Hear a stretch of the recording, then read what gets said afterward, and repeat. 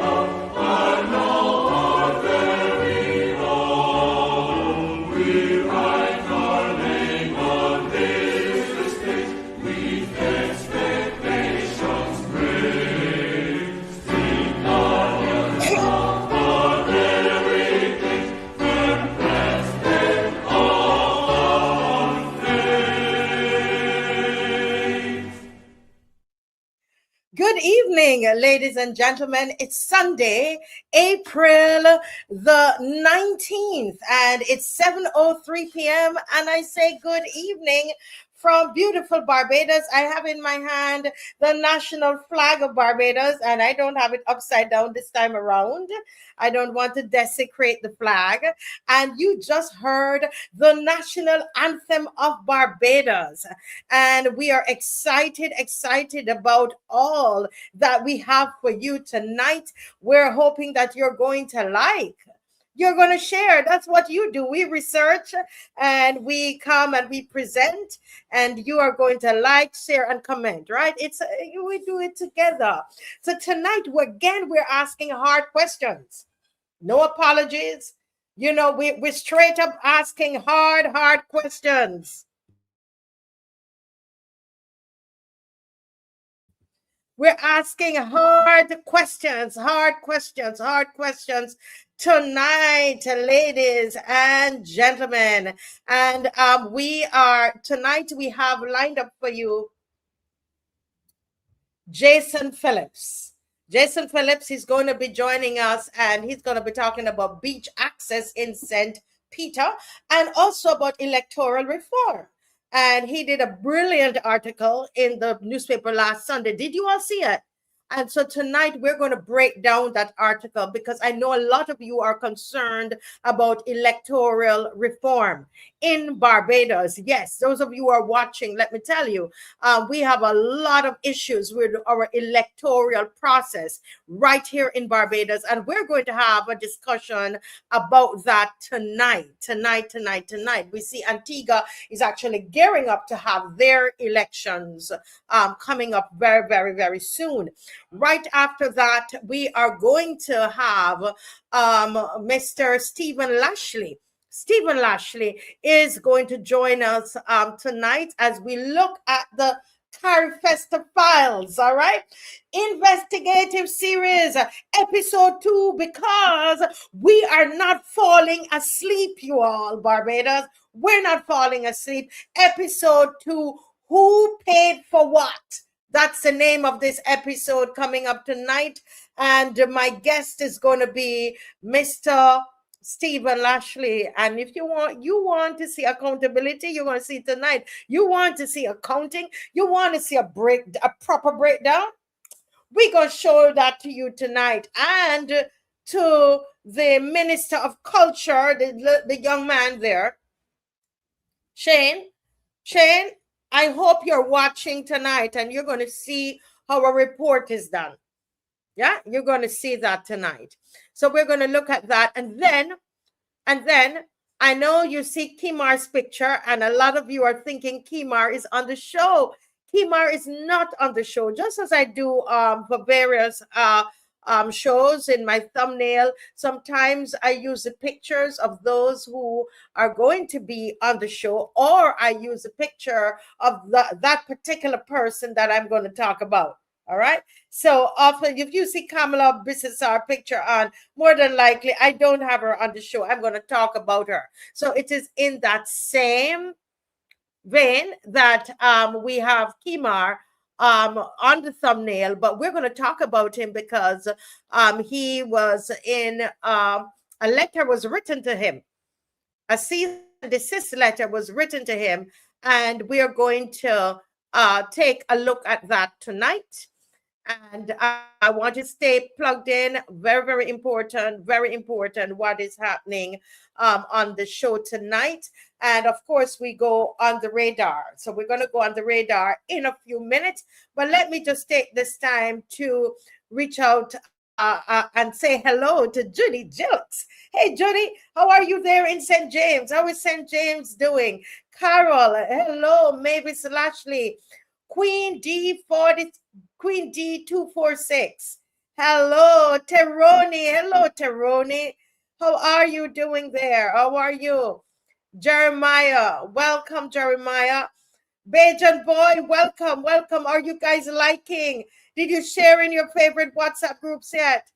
It's going to be massive tonight. You've got to share. Hey, Marva and Ronald. How are you? Andrew Critchlow. Huh? How is Margaret Paula doing? And my friend Shirley. Hey, Shirley. Lori Bob. Lori, I must tell you that we've been doing some research concerning Mr. Tiger there in your community, the gentleman who needs somewhere to live. We thought we had something worked out, and doesn't seem that the person was real. So we're working on that. And Lori, can you give me a call? I've been searching for your number in my phone and I'm not finding it. And this has directly to do with Tony the Tiger. I think he's 80-something-year-old man who is living in very bad conditions there in the city, and we want to find a way to help him. So I had been working on that, but those leads did not prove to be, who the people we want to work with. Okay. So Lori, I'm going to ask you to give me a call. Mavis Lashley, Suzanne Weeks, how are you? Annette Brewster, Flojo Maloney. I'm a big girl. Matthew B is still on the warpath. Matthew, you haven't stopped. Election or no election, Matthew B is going strong. Beverly Perscott, Marilyn Pinnock, calendar 2463. Hey, Pedro, a man called Pedro. M. Gardner, how are you doing? KP Watt, good night. Good night. Good night. Guys, have you shared in your groups? Sherry Berry. It's been a long time, Sonny. I think you're going to love this first segment for sure, Sonny. Hey, Sandra. Hey, Love God. First Wizard. You're feeling a little cold there in St. James. The Marguerite TV show. Good night. That's I think that's Apostle Margaret Breedy or somebody from her organization, from her TV show, because she has a TV show as well, you know, very, very successful on Facebook and YouTube. Mary Fully. Hey, GM. Thank you, Mavis Lashley. Thank you, Margaret. Thank you. A little change sometimes is good. I'm glad you like it. Hey, Shirley. Okay, wonderful, wonderful, wonderful, wonderful, wonderful. It's good to see everybody. Now, folks, we have to jump right in it. We have a whole lot to look at tonight. And so I need everybody, I needed to be sharing. Did you share? That's the question. We're going to quickly go through the on the radar. So this segment, we are just punching at various topics, and then we are going to discuss them when you call in. So write down what you have to say. We're going to be able to take WhatsApp calls tonight. WhatsApp calls. We are going to be able to take your calls tonight, and we want to hear from you. All right. So 9 o'clock, you will call in, and in any of the segments, anything you hear on the show, or even if it's not on the show, okay, you can call in and we can discuss it. But especially with the on the radar topics. All right. So we are going to jump right into those tonight. And I'm sure, you know, the good thing about this is that you would have seen a lot of what we're going to talk about right now in the news, whether it is you read the newspaper, it came to you in a WhatsApp message, you know. The first thing we want to talk about, guys, is this $80 million for water. I don't know if Dave can find that and put it up for me, guys. Oh my goodness. Our prime minister, you know, it's amazing. It's amazing. It's amazing. And it's unusual that a prime minister just gets up, takes a plane, and just leaves the country. And we don't know until we see a picture of her overseas. That is not the way it is done. And you might say, well, we're a republic now. Well, check with Trinidad. Doesn't happen in Trinidad. Trinidad is a republic as well. Does not happen in Guyana. Whenever they're traveling, it is announced ahead of time, and someone is put in place to deputize. So the prime minister, nobody knew that she was overseas. It was not announced. We did not, well, not to my knowledge, I didn't see it. And that has been her MO. Well, she went overseas. And you know, once she goes overseas, we know what Prime Minister Motley is doing, begging, borrowing and begging. So let's start here. Barbados is advancing another US $80 million to secure our water future. 80 million. So what happened to the sewage tax?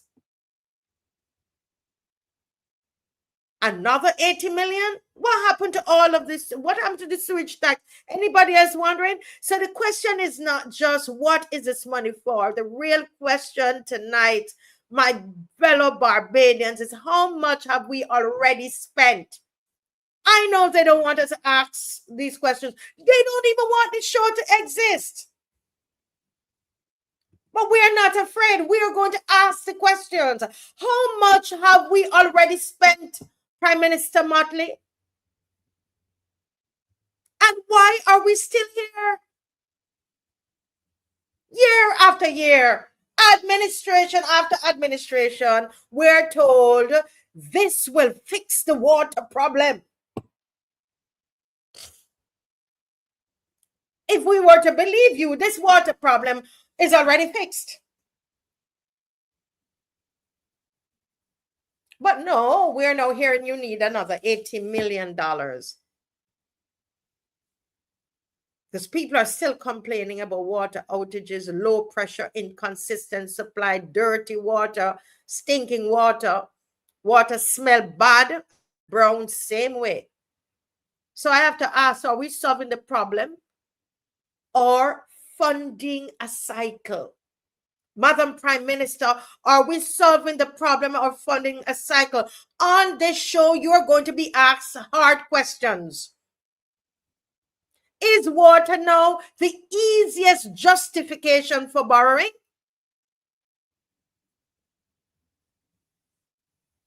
I mean, I have to ask a question. The problems remain, right? But the spending is increasing. Anybody else realize that? The problem remains, but the spending is increasing. This is madness. Red on unready. Red on unready. But this is what Barbados voted for. And you're going to realize, Barbados, you have made a wrong choice. Spending increasing and the problem remains. That means something not adding up. You're not making sense. Make it make sense. Barbadians deserve answers, not new announcements. The second on the radar, because we're just hitting these, okay? These are on our radar. We're going to keep watching them, and you can call in and let's have that conversation at 9 o'clock on any of these issues. Grooming policy. Did you see the big press conference that was done and the video that they released on the grooming policy? Well, you know, I am actually happy. I must commend them. That means that they would have looked at those children and seen how wild they look. They would have looked at those children. I know those officials. I'm sure they looked at those children and felt embarrassed. Embarrassed to see our children dressed in uniform going to school in the manner in which they're going to school. I know they were embarrassed. I know they were ashamed of of this grooming policy that they implemented, which I believe the whole grooming policy is to make way for the whole transgender among our children. Express yourself. So boys can wear the long hair and they could do whatever. Yes, because the uniform would confine them. I believe so. You might not, but I see where it's going.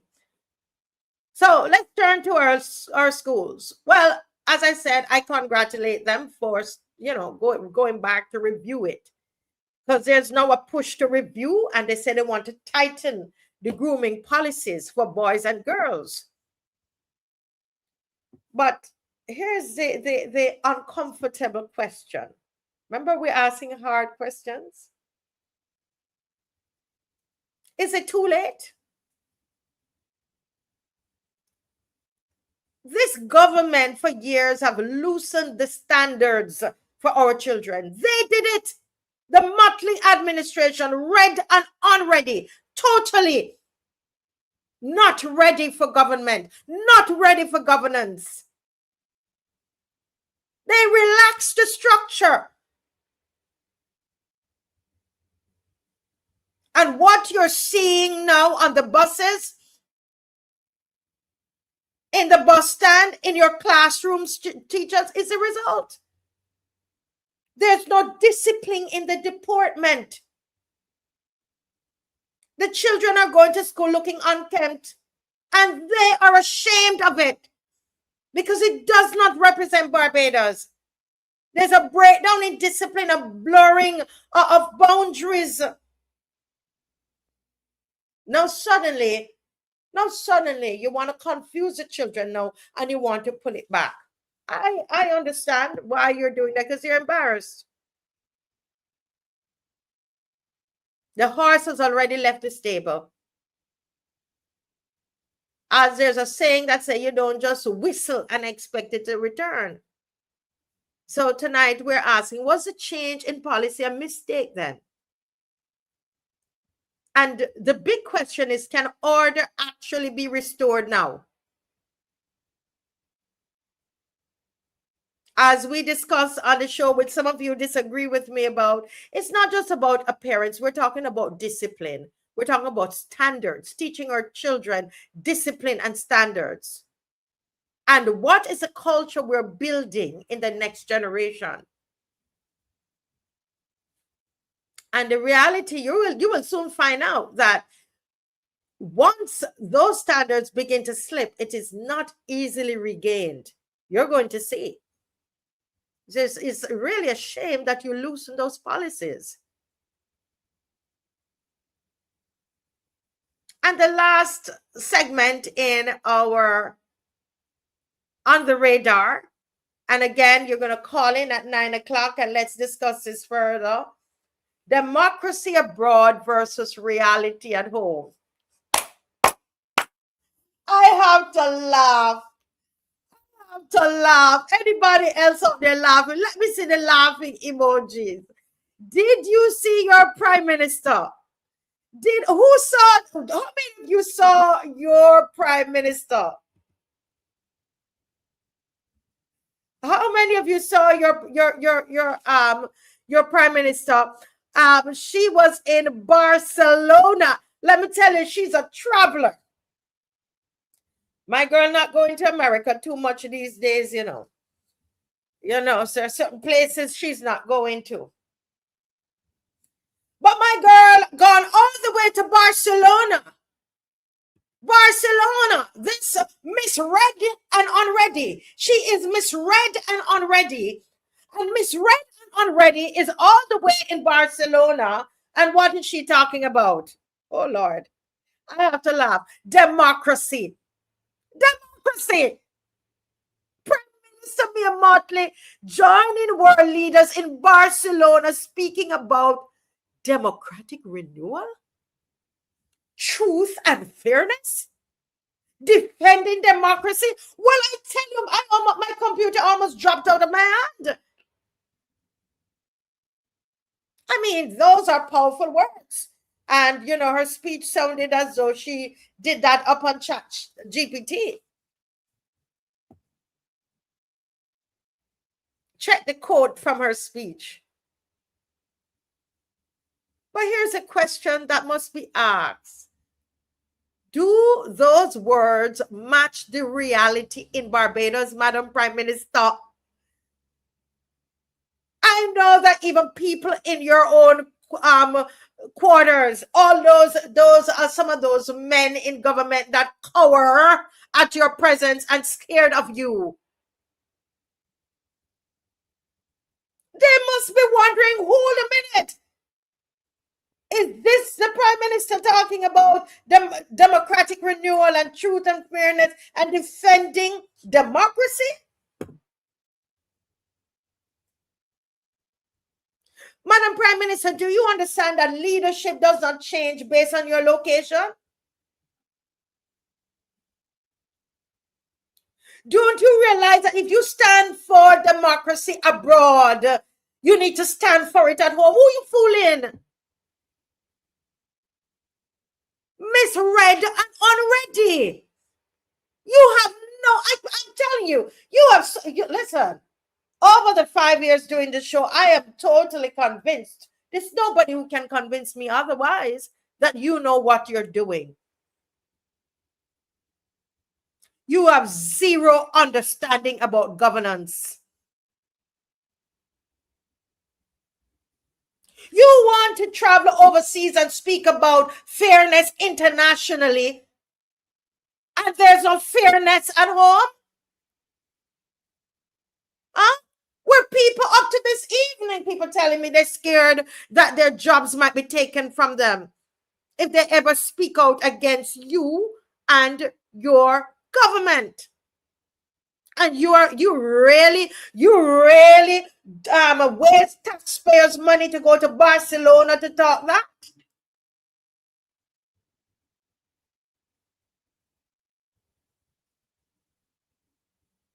Where was the same commitment during the last general election? Where was it?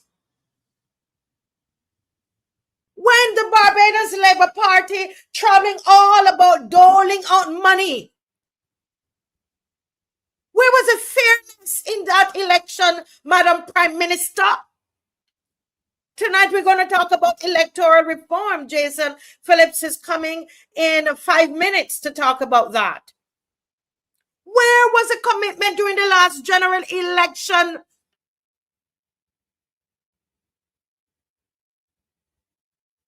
Where was it? Where is the same energy now when people raise concerns? When people in Barbados raise concerns, misread and unready? Why are so many people afraid in your democracy? And I want those of you who are watching from Trinidad and Jamaica and everywhere, you need to understand something. I am telling you the truth in Barbados. People are afraid of this Barbados Labour Party government led by Prime Minister Mia Mottley. People are being marginalized and victimized in this country if they speak out. And you're going to hear about it at the end of this, towards the end of this broadcast at 8:30. Where they are now sending out all these threatening letters by their influencers. People are watching you. And they're seeing a disconnect between what is said on the international stage. Why? A whole set of tribe. You leave, you get up, you leave. Barbados, we don't even know you're traveling.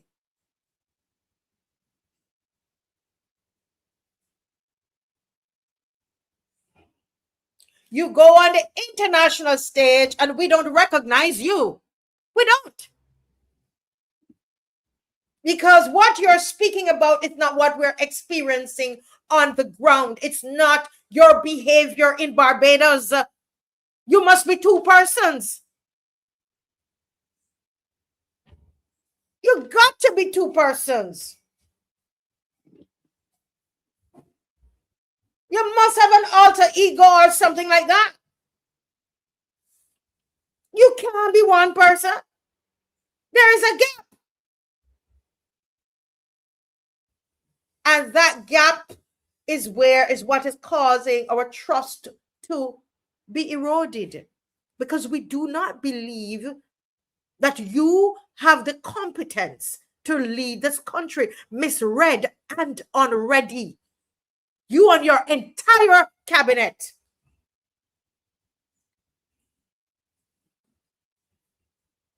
Millions more for water. A school system trying to regain control after letting go. Where you did let go for in the first place. But you realize now the discipline is gone. Eh? You realize how deportment is important to discipline. And you don't even know that and you're governing a country.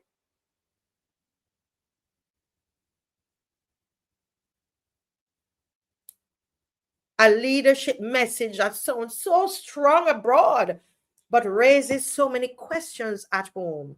These are not small issues. These are direction issues. And this is a question every Barbadian must ask. It is simple. Where are we going? And who is holding the line? Where are we going? And who is holding the line? They want us to stop asking questions. But we know when people stop asking questions, those in power stop answering. You know that? We're making all of this fuss out here about the school, the grooming, and so they decide to take a look at it. We make fuss about the hospital and they go and fix the operating rooms. And you know what? We cannot afford to stop asking questions, no matter how much cease and desist letter they're sending. We cannot. This is a red and unready government being led by misread and unready Prime Minister Mia Mottley. Well, folks, that's the end of On the Radar. That's it. You're right. Can't manage a budget. Red and unready is who she is. Yeah.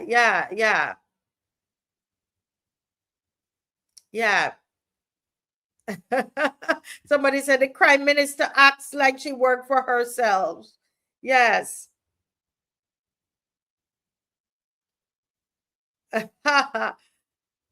Oh my goodness. Folks, share up this live. Listen, there's one thing, no, there's nothing that they're going to do that is going to stop this show. You hear what I tell you? I know a lot of you called me this week and you're worried for me. Just pray. Just pray.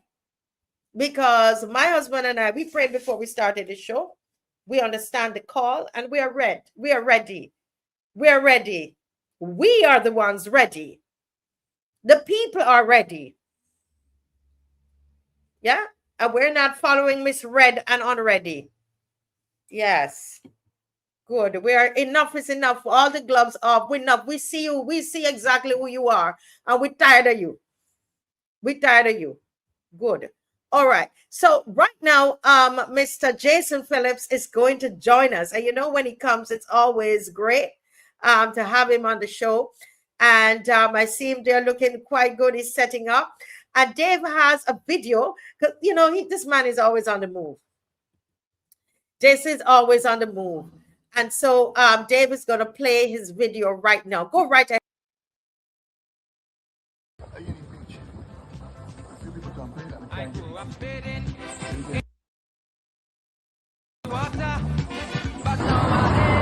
Good morning, neighbor. Good morning, morning.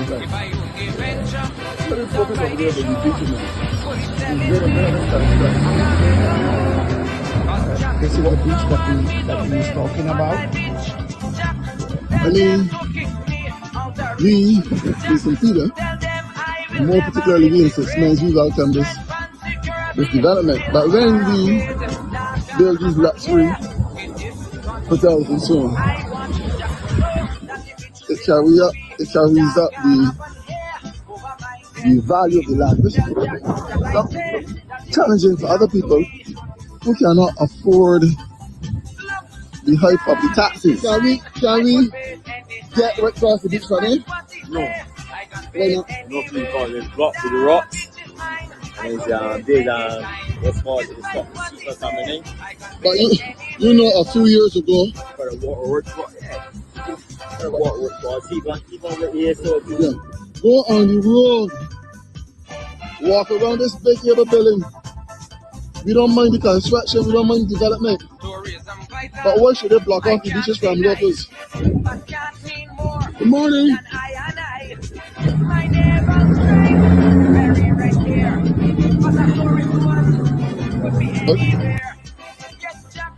Go up these wooden steps that has been provided now. Mind you, these are not simple steps that the elderly can use or someone with a disability. In Barbados, we pride ourselves on the public beaches are accessible to locals. Is that true?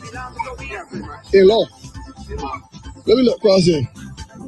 You bring your own grandmother to the beach. There's another beach cross there.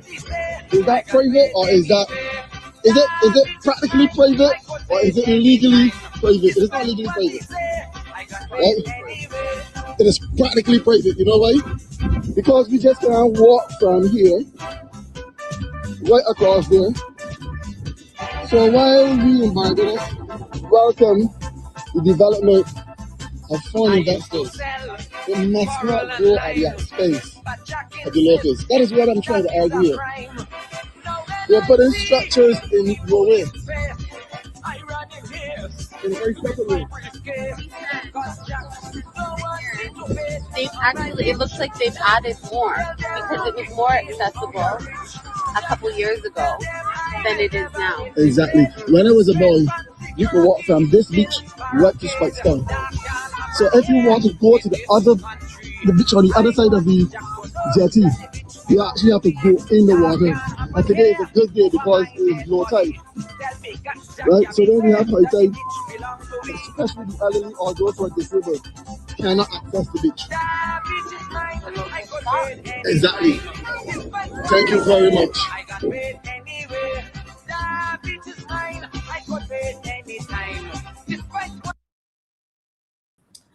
Well, let me just welcome. That was so interesting. I want to just welcome you, Mr. Jason Phillips. And for those who don't know him, he was a candidate, and I believe still is a candidate for St. Peter.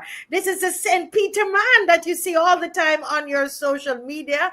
He's also the spokesperson for the Democratic Labour Party on small businesses here in Barbados. So, Mr. Phillips, welcome again to the Marcia Week Show. It's a pleasure to have you, sir. Hi, good evening, Barbados, and to the special and good people of St. Peter. Marcia, it is always a pleasure to be on this show, and we have a lot to talk about to unpack tonight. Yeah, well, you know, I wanted to jump right in and talk to me about this beach access. What was I seeing? Because what I missed was the name of the beach. I think I know where it is, but, you know, I'm always making mistakes with places, so I'm not going to even try. Exactly which beach was I looking at? Well, the name of the beach or the beaches are always shifting because we tend to call beaches after the names of places. But we are really looking at the Six Mains Beach, and it goes right into the Hillwoods Beach as well. So when we look at the Six Mains Beach, which is in St. Peter, that beach was chopped up or cut up or separated because of luxury resorts being placed on the beach. And what we're getting there is that while we say in Barbados, and we pride ourselves that the beaches are public beaches, we are now seeing that these luxury resorts are putting obstacles on the beaches in the name of, I don't know, breaking the water, whatever, but people are unable to walk from one end of the beach to the other end, and then they create what I call an enclave for that resort.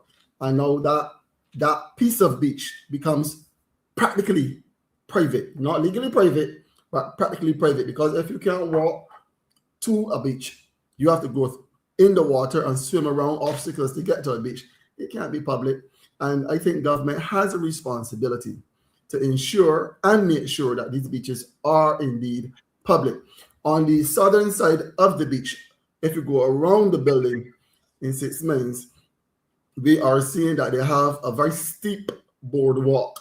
Now, practically, the elderly find it quite difficult getting up there. And if you are physically challenged, the disabled, in some instances, if you are on a wheelchair, if you have one leg, if you cannot use your legs, you cannot get at those very steep and perhaps dangerous steps. And then you have to go down 2 flights of steps on the other side. I hope that we can see it in the video. And it is very disheartening. On the southern side of the same beach that we're at, this beach is called Nikki Beach, right? If you go further south where the lady is sitting there, we have a jetty projecting outwards into the sea. And right underneath that jetty, we have a number of boulders, a lot of rocks.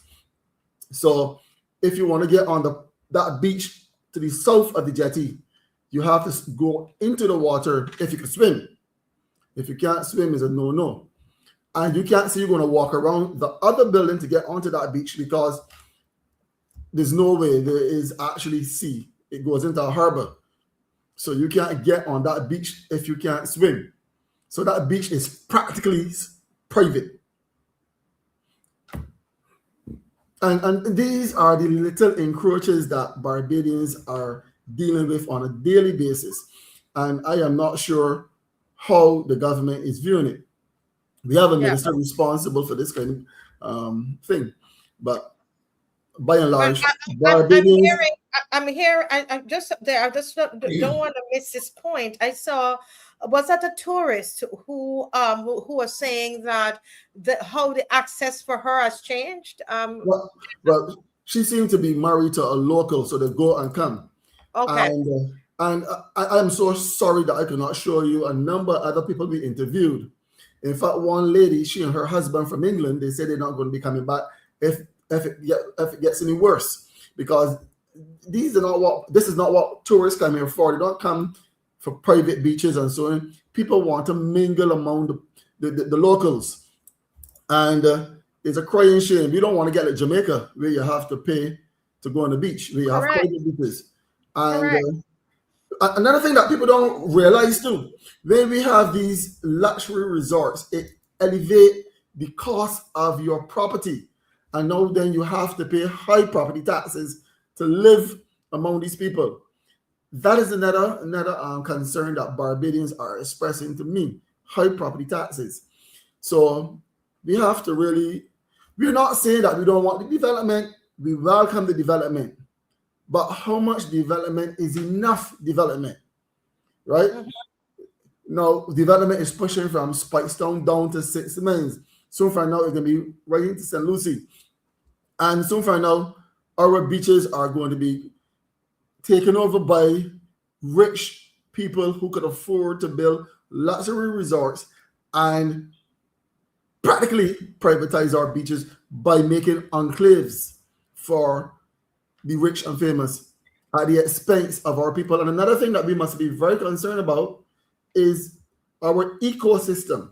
When you are cutting up the beach and chopping up the beach, when you're placing foreign material like rocks from other Caribbean islands and so on, how does that affect the ecosystem, the coral reef? Because Barbados is naturally a coral island made of corals. That's a living organism, an animal. And we are placing volcanic stones and so on from other Caribbean nations. When that rock breaks down in another 30 or 40 years and it mixes with the sand, how will that affect the ecosystem of Barbados? I don't know, maybe some expert in that field can tell you.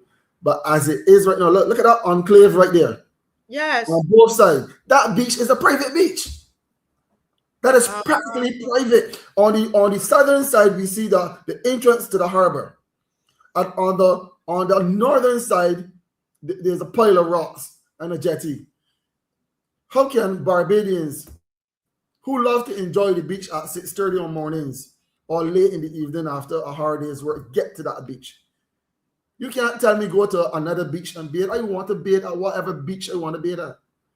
Right? Yes. And so what sorry, the people in St. Peter, I know it's a concern for you there, Jason. But what about the average citizens and residents in St. Peter? What are they doing about this?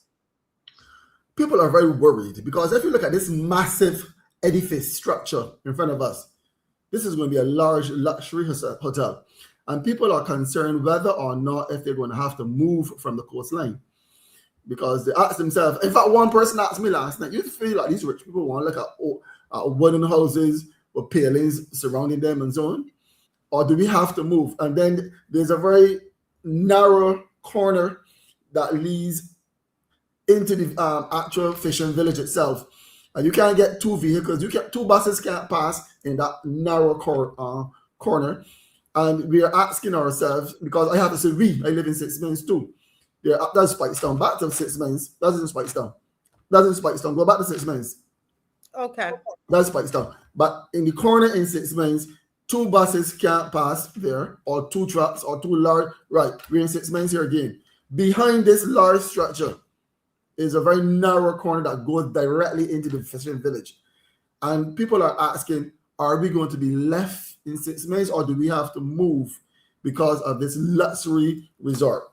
And people are very, very concerned. Just before election, people received 37 letters, which turned out to be a hoax.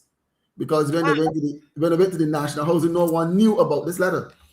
What? Perhaps, yes, that's another story for in and of itself. You need to come back next week and tell us all about that. We want Because and get some of the I'll people tell you this, in mid-year 2025, there was a town hall meeting at the Bible Berea Baptist Church in Sixmans Village, where we had Dwight Sutherland and the MP for St. Peter, Colin Jordan, and they spoke about having the people of Sixmans getting their title deeds by December 2025. There are 80 houses down there, or 80 spots, if you want to call it that.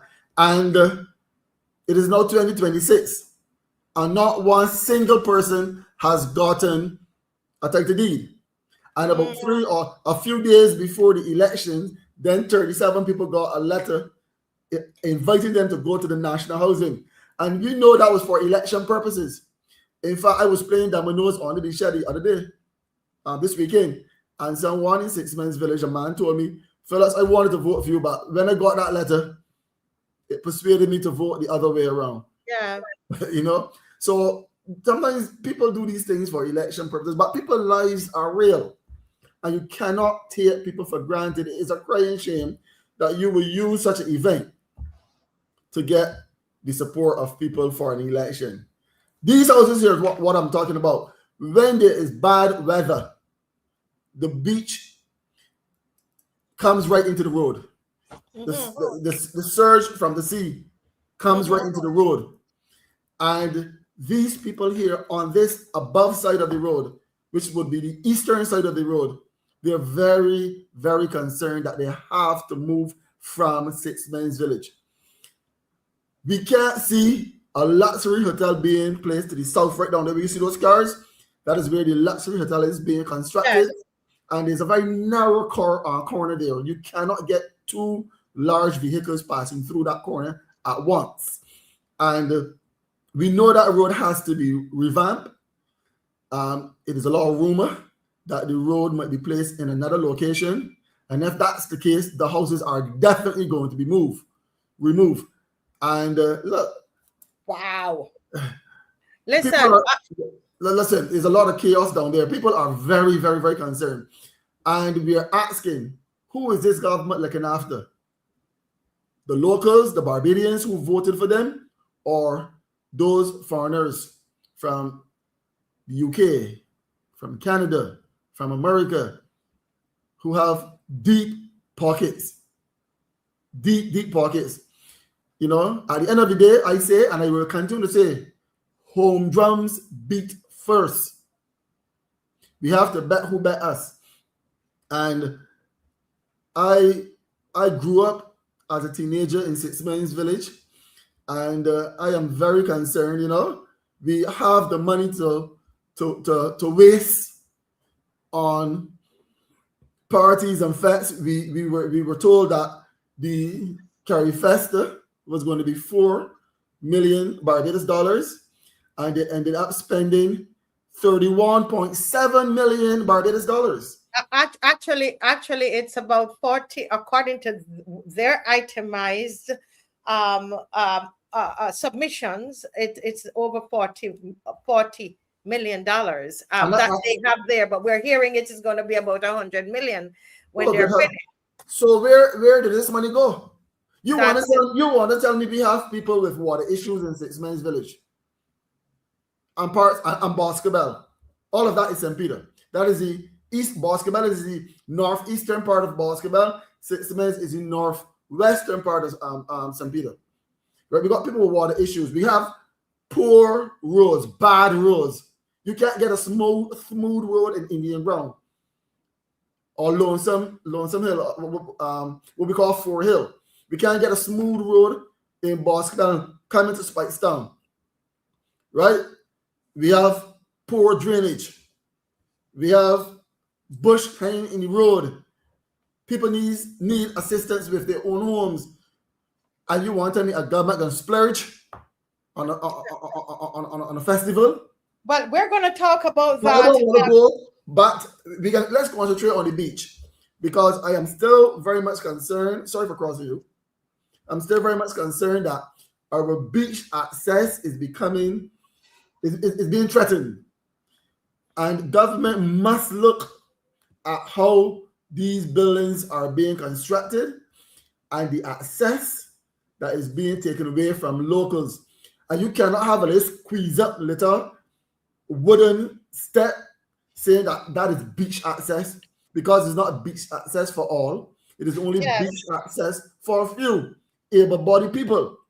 Yes. But all and sundry, the old man and the old woman who is feeble and weak and afraid to go over those steps should not be prevented from getting a sea bath on mornings or on evening. It's therapeutic to them. They go to the beach, they congregate in the little groups and they talk and soak and so on.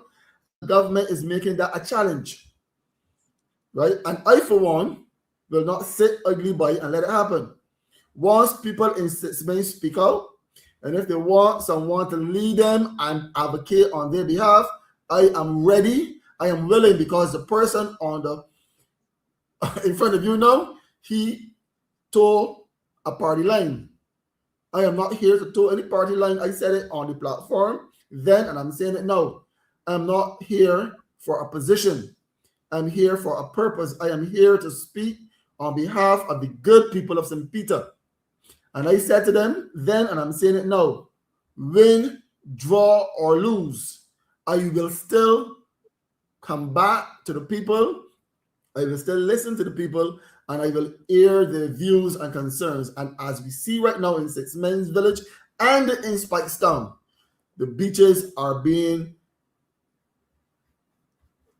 taken over by people who have deep pockets for the interest of the tourist dollar or for foreigners. Let me put it like that. And we must look at the amount of development. Development is welcome. Development is good, but not at the expense of our locals. Yes. Well, very well said, Jason, and I'm really hoping that this would move from just, a discussion and a talk shop into action, that the people of St. Peter, that you will rise up and you will say, listen, absolutely no way. You have to stand up. You have to make it count and move it from just talking into action. But let's talk about this article. Very well, a very strong article that you had in the in the newspaper on last Sunday.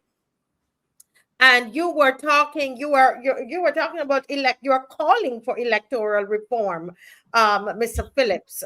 And as I went through the letter, I thought this is a strong article, and you are giving some solid ground, for this electoral review that reform that you're calling for. You're arguing that the Electoral and Boundaries Commission, you're saying that it fell short of its mandate, and I think a lot of people agree with you. That's, as you would imagine, is a serious charge. In your view, the question is, was this because of incompetence? Was it because there was system weakness, or something more deliberate? Well, first of all, let us look at the core failures of even before we get on to that question, the failures of the Electoral and Boundaries Commission. Let's look first and foremost at what the Electoral and Boundaries Commission is or supposed to be. Right? The Electoral and Boundaries Commission, we often call it the EBC, is a key independent, and note this word I said, independent government body in Barbados that helps run elections. In simple terms, it is that agency or that commission responsible for making sure that elections are fair, organized, and properly run. So it's independent. The government don't have any control, or should not have any control over the commission. So it organizes general elections and by-elections so people can vote.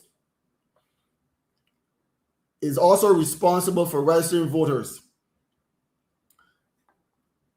And when I talk about registered voters and so on, it will actually run the elections and it will also issue ID cards. So if you don't have your ID card and so on to vote, the commission is responsible for that. It's responsible for running the election itself. That's why you see the polling officers and so on there, the returning officer with his thing. So we have to accept that the Electoral and Boundaries Commission is an independent entity that will run the elections. And this entity was established in 1955 under the Constitution of Barbados. Yes. Right? So it's an independent, non-political organization to run the election. Now, let's look at your specific question. The failure of the Electoral and Boundaries Commission cannot be dismissed as a minor error. What we are seeing points to a systematic weakness at best, and possibly an institutional failure at worst. Whether through incompetence or deeper structural flaws, the Commission fell short of its constitutional duty to safeguard the integrity of our elections. Now, you cannot have a body that's responsible for running elections and just on the eve of the election, they're going to take a number of people off. Over 8,000 people. Do you remember that? Yeah. You say that you're going to disqualify all these people from voting. And worse yet, when election actually came, people could not vote because their names were not on the ballot. Sorry, were not on the voters list. Voters list. Not good enough, right? You have a responsibility to be proficient and efficient in your task, right? And I will cast a little bit of the blame on the Prime Minister and her government because the Electoral and Boundaries Commission did not publish the electoral list as mandated by law. They were still doing their work, and the Honorable Prime Minister called the election knowing that the list was not yet ready, right? So I give a little flogging to the government. I don't know if it was an election tactic or strategy, right? But that being said, the Electoral and Boundaries Commission seems to have systematic weaknesses in its ability to do its work.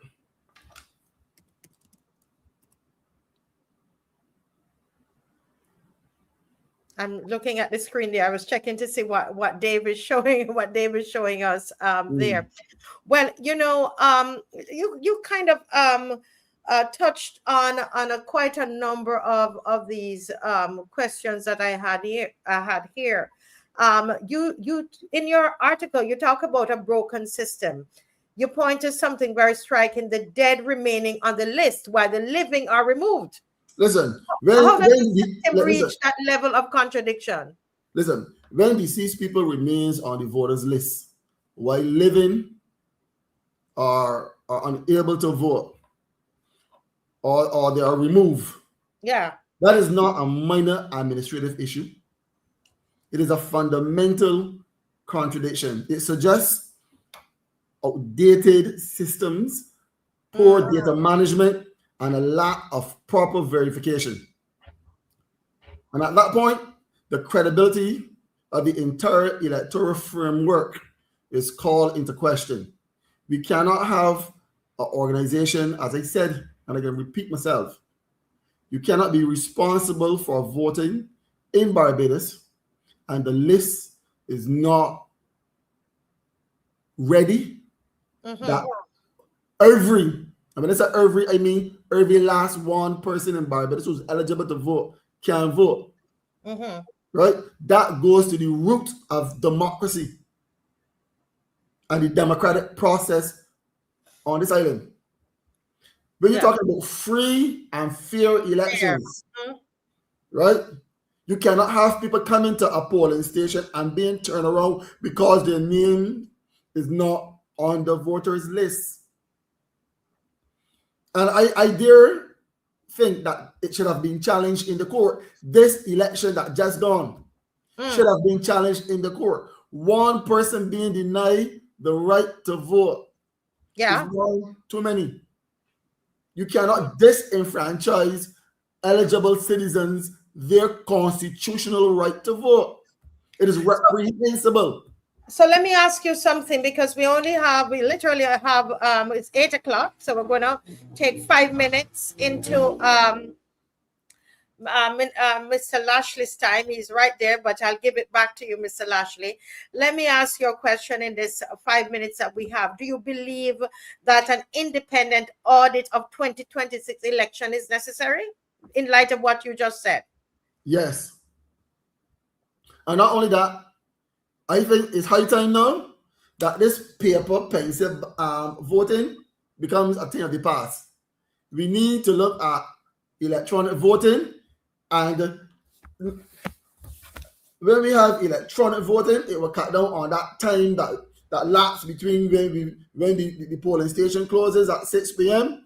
and when the votes are transported and counted. We get the results way too late, sometimes after 12 a.m. or mornings. Right? And also when you have people transporting ballot boxes on a bus, we're not saying that there's anything illegal or untoward, but the appearance of an imperfect system speaks to the credibility of the whole process and the whole system. You can imagine if in the USA they had to transport the ballots by buses after people voted, where you have over 360 million people. What would happen? You would get the results 2 years down the road. In Barbados, we should not be getting results 4 and 5 hours after the polling stations were closed.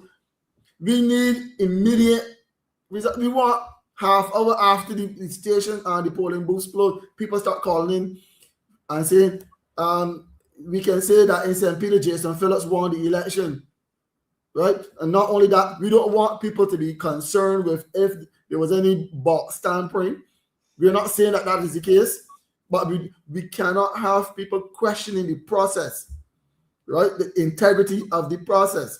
Once we get that going on, then people can start to call for independent verification by outside people. That's the question you're asking. Yeah. Barbadians are very, very concerned that the process does not look clean. Let me use that word, clean. Right? Yeah. Well, we have literally 2 minutes. What are your final comments that you want to make concerning electoral reform, your call for electoral reform? And I want to encourage everybody, check Sunday Sun, last week Sunday. It's a great article, people, that was penned by Jason Phillips, published in the newspaper. It is a good read, and we need to determine, is this what we want? What Jason is saying, is this what we want? Jason, what are your final words? Look, and I wrote it down so I won't forget. I said a system that fails to remove the dead while excluding the living is a system in urgent need of reform. Yes. You can't got dead people on a list and people who are alive and present at the polling station can't vote. Saying wrong there, right? We need to get past the paper ballots and manual counting. It causes unnecessary delays, logistical complications, and public skepticism. So going forward, yes, I want the Electoral and Boundaries Commission to consider electronic voting and get ahead of it. Have workshops, have training sessions, give teaching conferences on TV and so on, put articles in the paper, get people up to speed with electronic voting for the next general election, which we know is going to come very shortly. Well, we need to continue this next week because I have some questions about electronic voting. Marcia, you ain't giving me enough time. You ain't giving me enough time. I'm not getting warm because we got to go in detail when it comes to. It's true. It is true. You are right. This is a tease. This is a Yes, tease.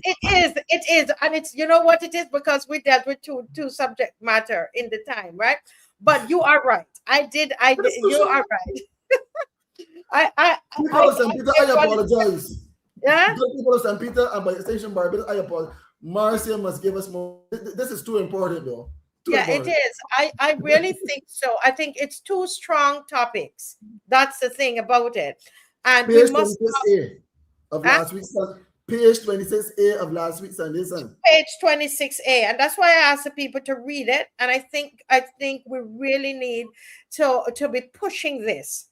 And I think I want to challenge you off air about your party pushing for electoral reform, because we can try as citizens, because what the loyal opposition is going to do, Jason, is that we're going to pick up on this, and this is something that we need to march on for electoral reform. And so I'm saying to you, we're not going to end this. You got to come back and let us finish, all right?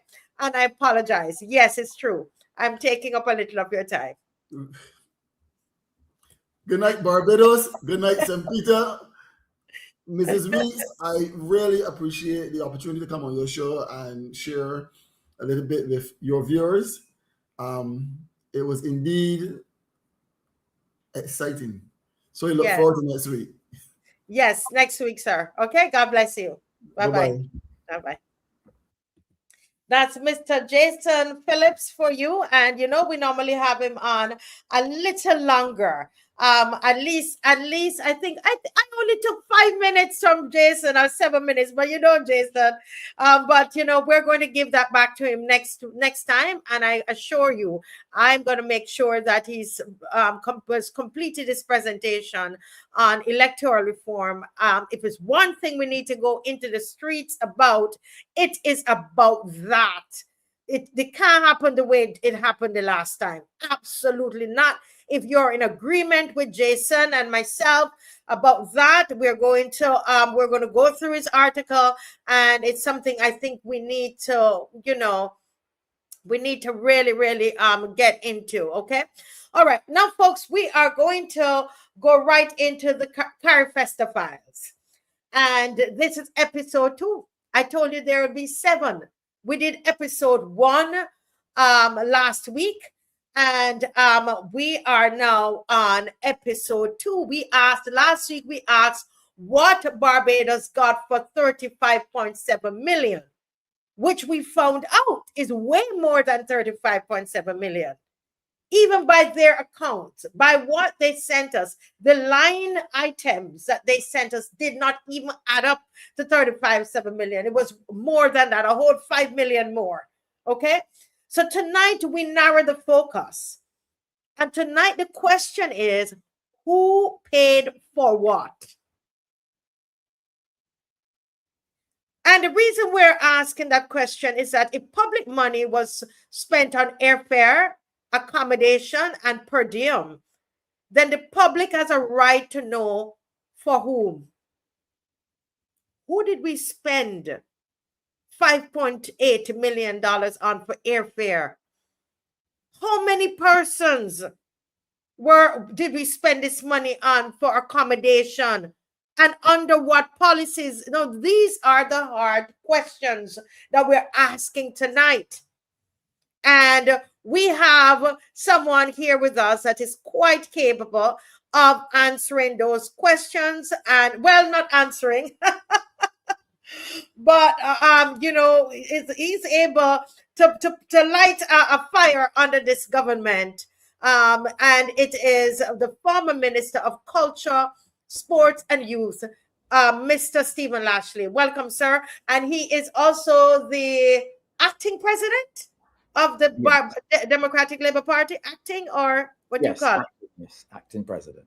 The acting president of the Democratic Labour Party and the former Minister of Culture, Sports and Youth. Well, welcome to the Marcia Week Show, Mr. Lashley. Well, thank you, Marcia, and it's always a pleasure to join you. And I would like to also, recognize and say hello to your viewing audience. I think you have quite a wide viewership, so I want to say good night to them as well. Yes. Yes, yes, yes. It's a pleasure, and I know a couple of people said to me, someone in the diaspora from what who normally watches from New York, when she realized you were coming on, she said, "Yes, that man knows his stuff." So, so tonight, let me just set the pace for you here, sir. Okay, so the 2017 Barbados Carifesta, right? I was able to look at a plan, sir. Right. All right. I saw a plan that you presented. Now we have not yet seen the Carifesta plan for 2025. We haven't seen that as yet. Okay. But you have produced a Barbados Carifesta plan that was created for 2017. Mm-hmm. And when I looked at that plan, sir, it said that the national country events would feature visiting delegations as funded by participating member states, right? The plans also very clearly state that participating countries would be responsible for air transportation of participants and materials. This is what I saw, gentle people, Barbadians in Barbados and those in the diaspora, those watching from other Caribbean islands. According to the 2017 plan, Carifesta plan, the participating countries will be responsible for air transportation of participants and their materials, accommodation, per diem, and participant and delegation fees. That is the 2017 Barbados model. And my research online is telling me, and from speaking to other persons in culture in their country, this is a model for them as well. So the big question, Mr. Lashley, if that was a model then, the question now is simple: what changed? Over to you, Mr. Lashley. That's the interesting question.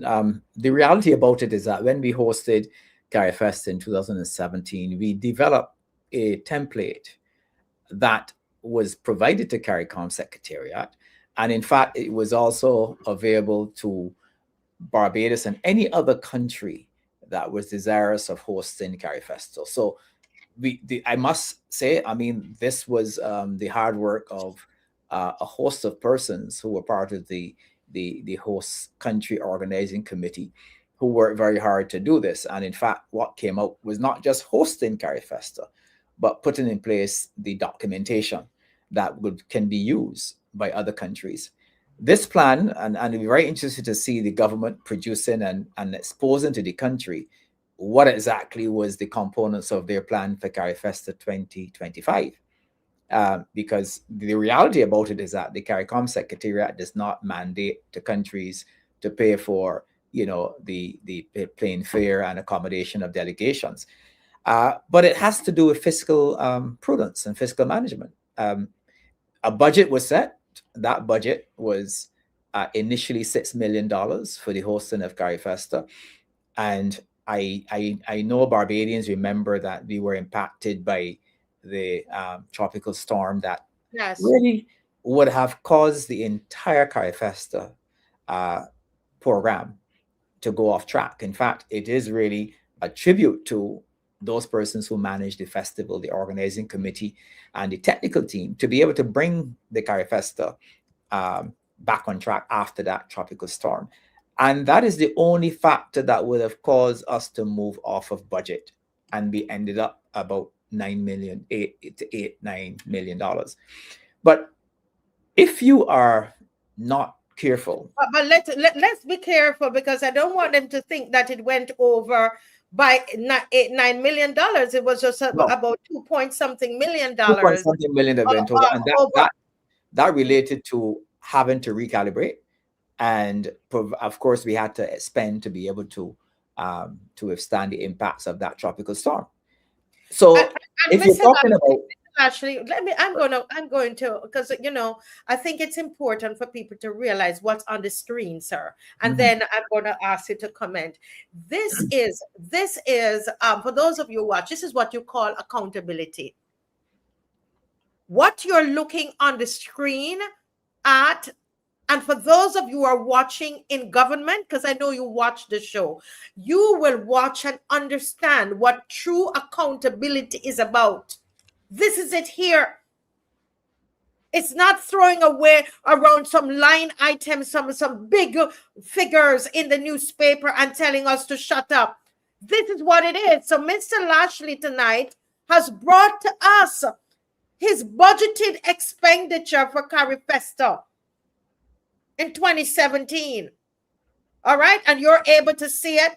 And he's able to tell you, listen, yes, it went over by $2.something million because there was a storm. And I remember that storm, and they had to recalibrate. So I want to say it. And the last thing I'll say, Mr. Lashley, because you're not to say, you won't say it. You're too polite to say it. To that young man, a wonderful young man, Shane Archer is his name, who stood in Parliament and said that there was no accounting.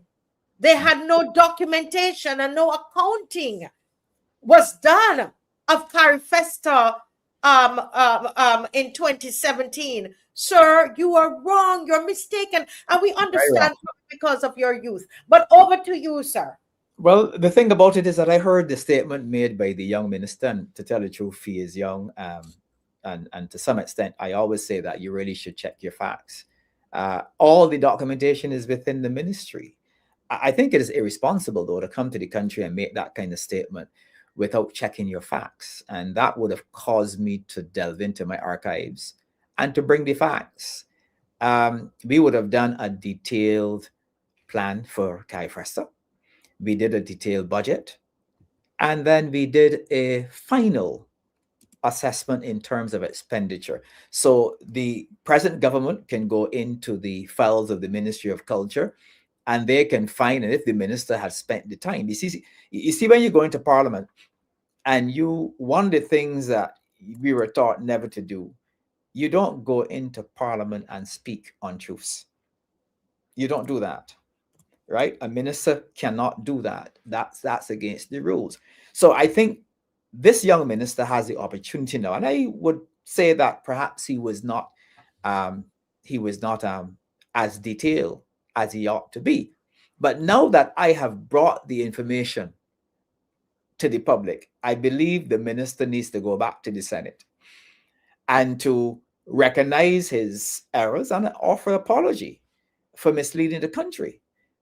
He would have probably misled it without knowing, but now certainly he knows. And I would hope going forward that he would actually check the facts. And this is not about politics. Carifesta is not about politics. I think the last government, because when the Prime Minister was the opposition leader, she sought to make Carifesta a political thing. In fact, many, and I wish I promised to do it. I know there was a statement at the time made by the then opposition leader castigating Carifesta. In fact, when she was trying to castigate Carifesta, we were having the closing ceremony. And much to the credit of the nation in its editorial called out Miss Motley for that very unpatriotic statement. But it was purely a partisan political action to do. But it is unfair, really, to go into Parliament as the junior minister did to say that there was no accountability. In fact, we know that Carifesta in 2017 was one of the best planned Carifestas. We came in within our budget, and not only that, we had a number of capital projects to do as well. We had the gymnasium. As you know, the gymnasium was used for many of the performing arts activities. But careful planning meant that we were able, along with the assistance from the People's Republic of China, to completely refurbish the gymnasium. And that cost, that grant from the People's Republic of China was in the vicinity of $18 million to refurbish. We didn't pay for that. The taxpayers did not pay for that. That was, and I must say, gratuitously provided by the People's Republic of China. But in fact, that project was done in time. We didn't have to hustle around and put up facades and create the aura that everything was well. And I think the government has a lot to really answer for. Now, the next project that we brought in on time was the Queen's Park buildings, which hosts the Daffodil Haggard Theatre, and of course the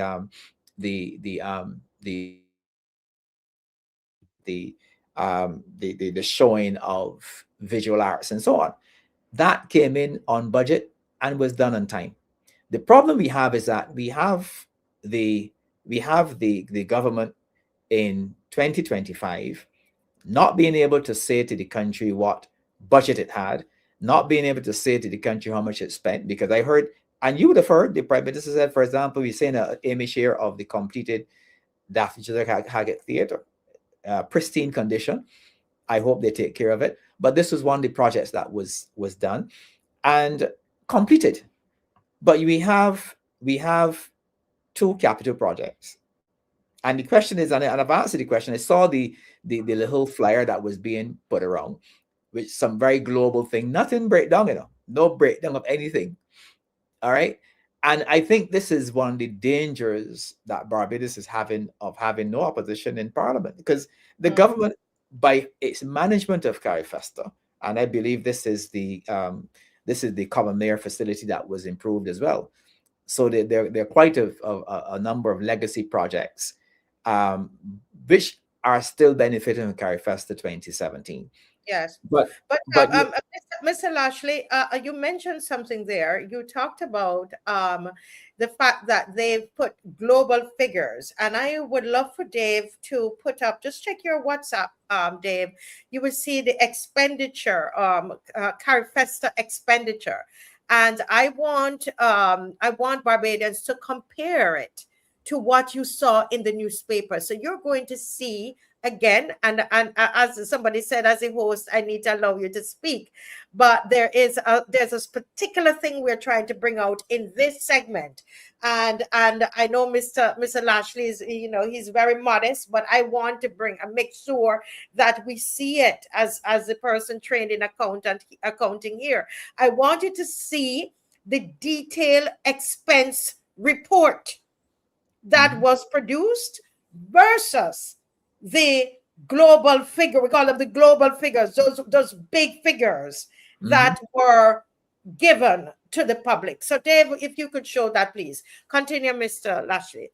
Yeah, and I want to zoom in on that too, because what you had, I saw a flyer which was branded about by the government, indicating some very global figures. In fact, it does not give you the breakdown that is required, because the government has been, basically, I said the government was involving itself in fiscal mismanagement of a festival. I've made that charge.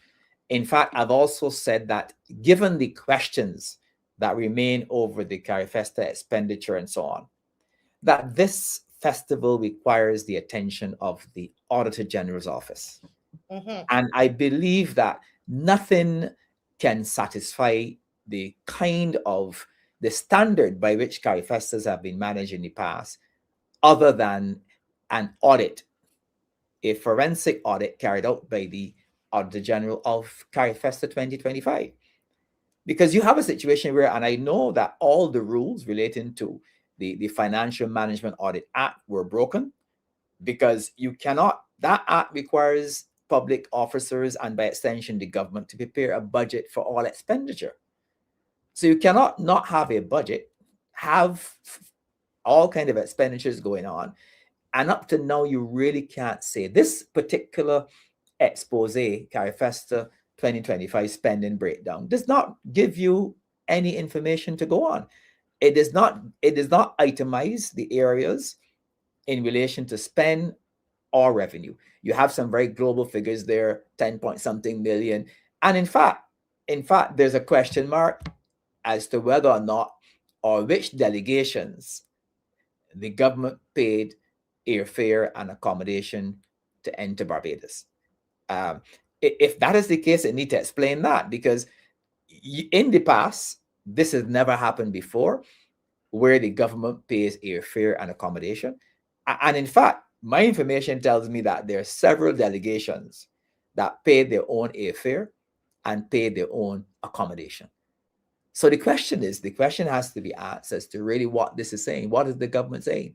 And I think because the questions are there, and it appears as though we can't rely on the government to come straight with the facts in a manner that allows for transparency and proper review, I'm calling for the Auditor General to do an audit of Carifesta 2025. I think that's most reasonable. There's no opposition in Parliament to ask the hard questions. The questions that have been asked by me and other persons in the public has been largely ignored, right? Because the government believes that it can throw some figures in the public, utilize its social media gurus to try to mamagize the public about global figures, and they believe that they can now put a line and say, look, we have put this out, so therefore the discussion about Carifesta 2025 should come to a halt.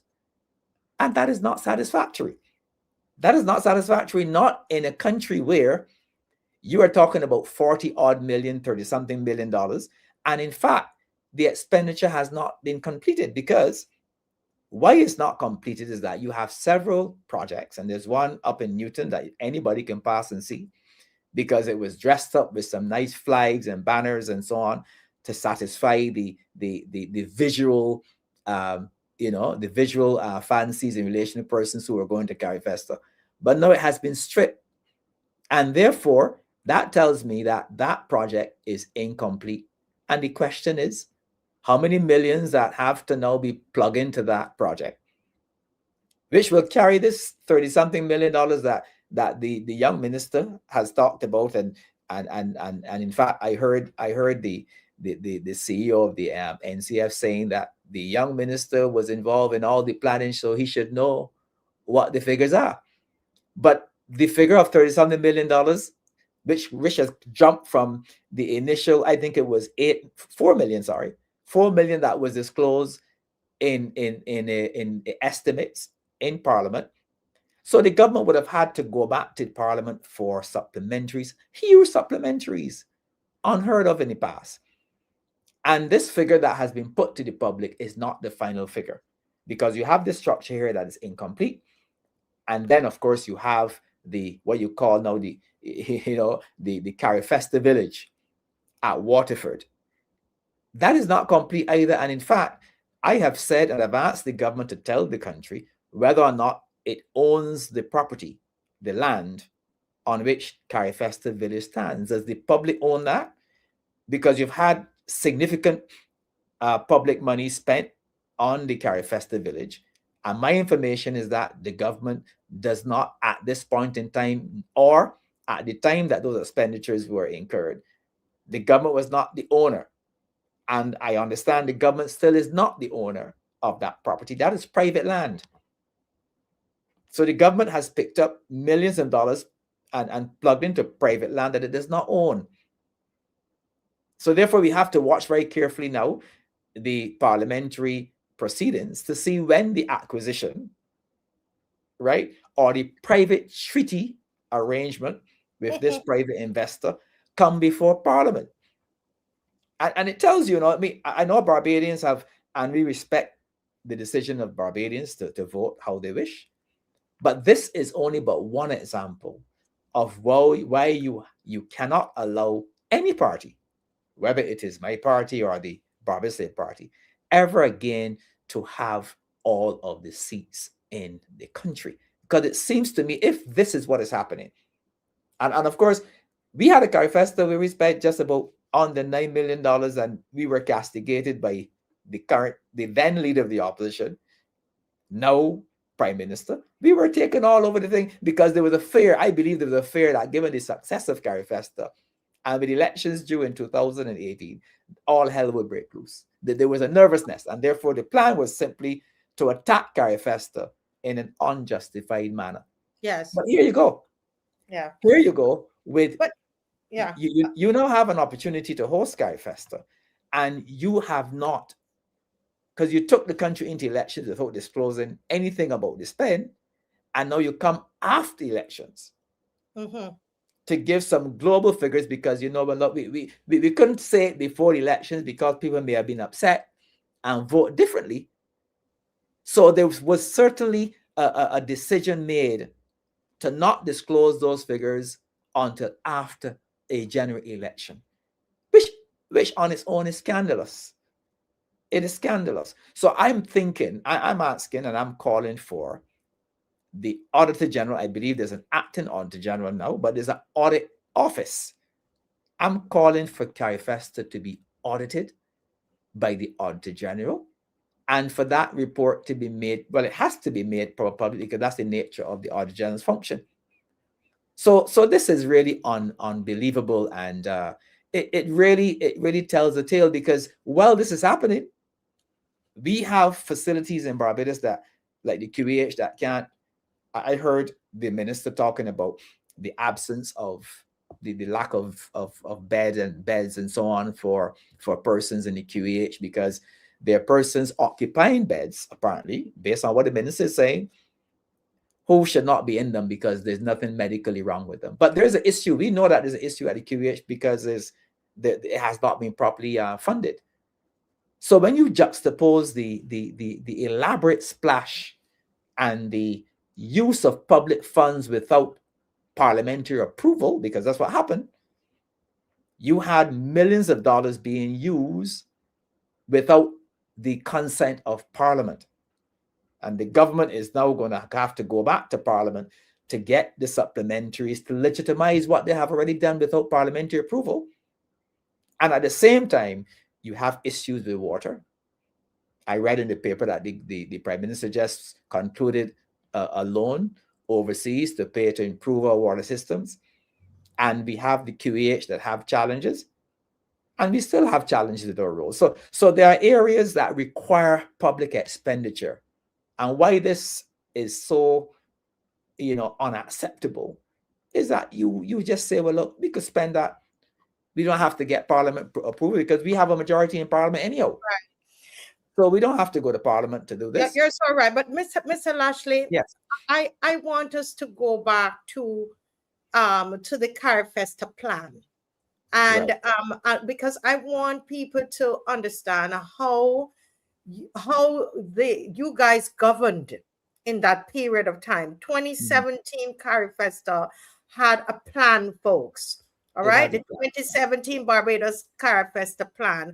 And we showed you earlier, we discussed earlier, and I think Dave had it up on the screen, where it was clearly stated that air transportation of participants, accommodation per diem, and participant and delegation fees, these were all the responsibility of the participating country, okay, and countries. And the big question, because tonight we're asking hard questions, one of them is, what happened? Why was the model changed for 2026, 2025? Now, the same document that you presented there, Mr. Lashley, showed that the host budget was meant to focus on the following: the opening and closing ceremonies, promotion and marketing, transportation for contingents and officials in the country, right? Venue preparation, personnel, production and staging, security, venue management. That, my friend, is very different from this giant line of $5.8 million to accommodation, airfare, and per diem. Any comments on that, Mr. Lashley? Yes, I think that that plan sets out very clearly those areas of that the government at the time that I was the Minister of Culture, that we were responsible for. And we recognize, of course, that we had to manage scarce resources. So we would have outlined this to the CARICOM Secretariat, as I'm sure the present government would have had to outline. I hope they did. I hope they had to outline to the CARICOM Secretariat what the plan was. She was the chairman at the time. Yes. She was the person. She was the chairperson right. at that time. So I am hopeful that there was a plan. And we were accused of a lot of things. All right, lots of things. This tells you of these, and I give credit. I give full credit to the permanent secretary and the officers in the Ministry of Culture, whose responsibility it is to manage and to make recommendations to the minister, as myself, to make sure that we are going to follow a plan and a budget. I approved this plan before it went to the CARICOM Secretariat. I was under a very strict budget arrangement that I was responsible to cabinet. So it's not that I could go on a frolic of my own with a budget that has been set, a plan that was within that budget, and then go on your own. So the question is, where did the whole system fall down? Now, this system held true in the sense that we said, these are the things we're going to pay for. But we also said, we're going to provide all the facilities that we're required to do under the host agreement. But we said to delegations, if you are going to go and you want extras, remember you have to pay for those things. You couldn't expect the Barbadian taxpayers to pay for somebody who wants to go and go do extra stuff. And they agreed. They knew that that was the case. So it's very interesting, and it would be very interesting to learn where and why was there a divergence away from a plan that worked. This plan worked for Barbados because it meant that we were in budget. We did not have to incur excessive funding for Carifesta, and we had a successful Carifesta, even in circumstances when we had a storm. You could imagine Carifesta, it being impacted by a storm, and the committee, the planning committee, and I have to say that it was that committee that structure was so well organized, and the persons who were able to take Carifesta, revamp it, restructure the schedule, and deliver fantastically. I want to give kudos to them, because in fact, when the last government criticized Carifesta, they were criticizing Barbadians and entrepreneurs and management persons who were well qualified in festival management, because they're the ones who were key to this whole exercise. The minister guided the policy. I was the chairman of the organizing committee. I took that responsibility, mind you. Oh, wow. I took the responsibility. So as minister, you were the chair. I was the chair. Wow. I said to the cabinet, I will be the chair of the organizing committee, the executing committee. And I did that. Wow. That is powerful. That is powerful. And you had an amazing PS that I know you had to walk the line with her. What's her name? Say her name. Ruth Blackman. Ruth Blackman was the Blackman. I am about to deal with her. She does not play. She's a nice lady, but she doesn't play. Yeah, but it allowed me as minister to be very much in tune with the day-to-day critique, the essentials of Carifesta. And what it meant too was that they didn't have to go anywhere beyond me to have decisions made. It meant decisions were made quickly, but we were able to manage our budget and our expectations. Now, I asked the same question of this government, because you cannot have such an excessive overrun and not have indeed even a national address to the country by the Prime Minister to explain away this financial fiasco. You're not talking about an overrun of 10 million or even 5 million and $2 million. You're talking about over in excess of 25 and that kind of $1 million that Carifesta 2025 went over. And if you are interested in financial management and prudence, this sets a bad example for public financial management. It is the worst example I've seen of fiscal imprudence in Barbados. And the country and Barbadians need to be aware of this. The questions have not been answered up to now. And this is an example. If the government is not going to come to the country, you had a minister, that a junior minister, went into the Senate and for purposes best known to him, tell the country that the last Carifesta had nothing was accounted. And I've proven him wrong. I've proven him wrong by coming with not my opinion, but coming with documents that are still public documents within the Ministry of Culture. And that's really that should be interesting for him. I hope he learns his lesson, but I hope that he goes to the Senate and makes the apology to the country for misleading the country.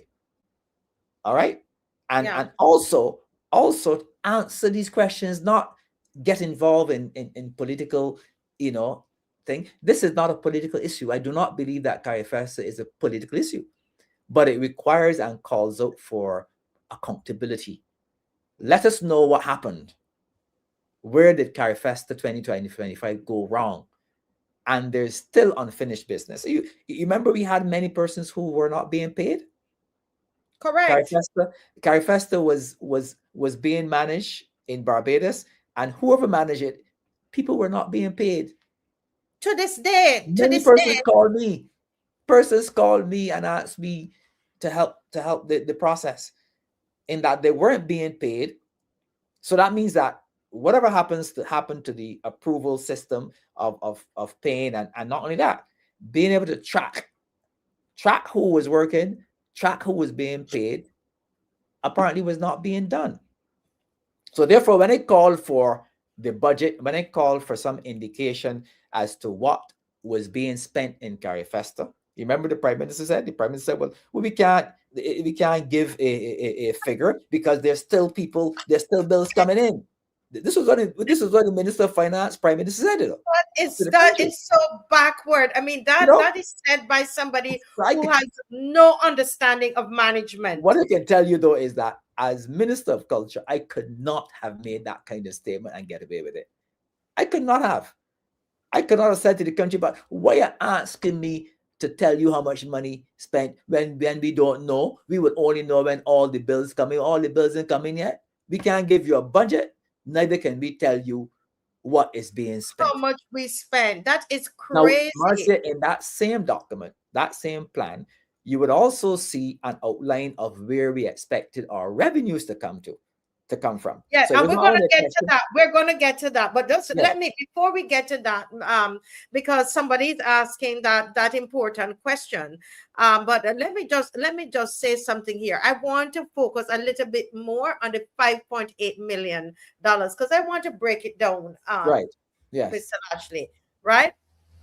And because that is the current controversy right now. Right. Mm-hmm. So we have been shown a spending line, and I don't know if Dave can put that up on the screen, of the $5.8 million for accommodation, mm-hmm. just that piece, not the entire thing, just that piece, for $5.8 million for accommodation, airfare, and per diem. All right. That's for the 2025 Carifesta. The 2025 $5.8 million. I want that to sink into people's head, right?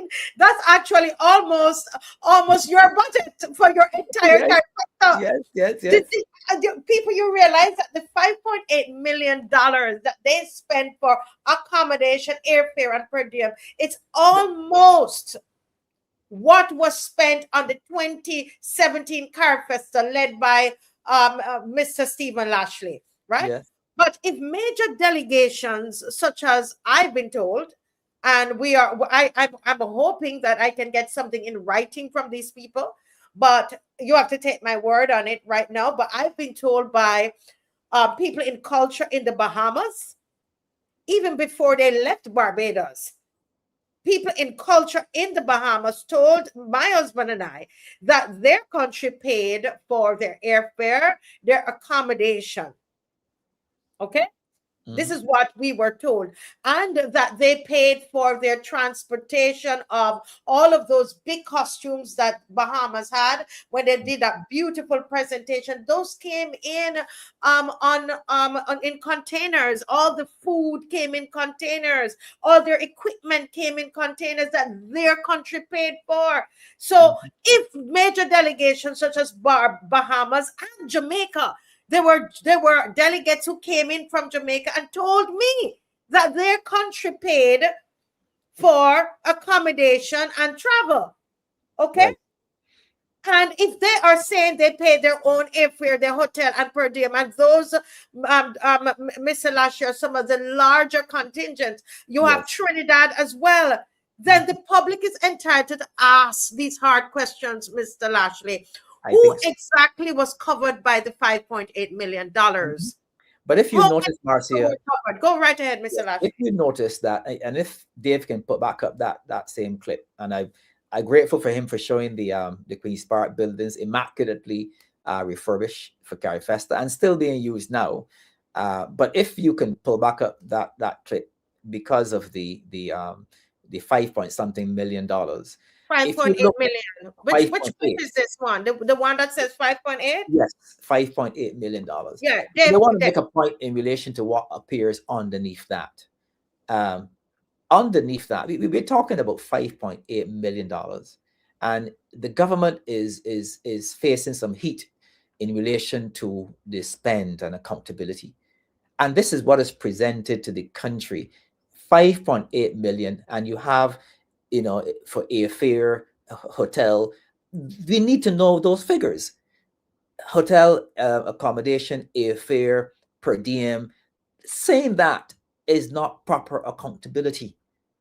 You have to show a breakdown. Let us know what was spent on hotel accommodation, what was spent on airfare, and in fact, given that information that you have raised, that there are major delegations that have said that they paid for their accommodation and they paid for their airfare, they should even outline which delegations that they paid for.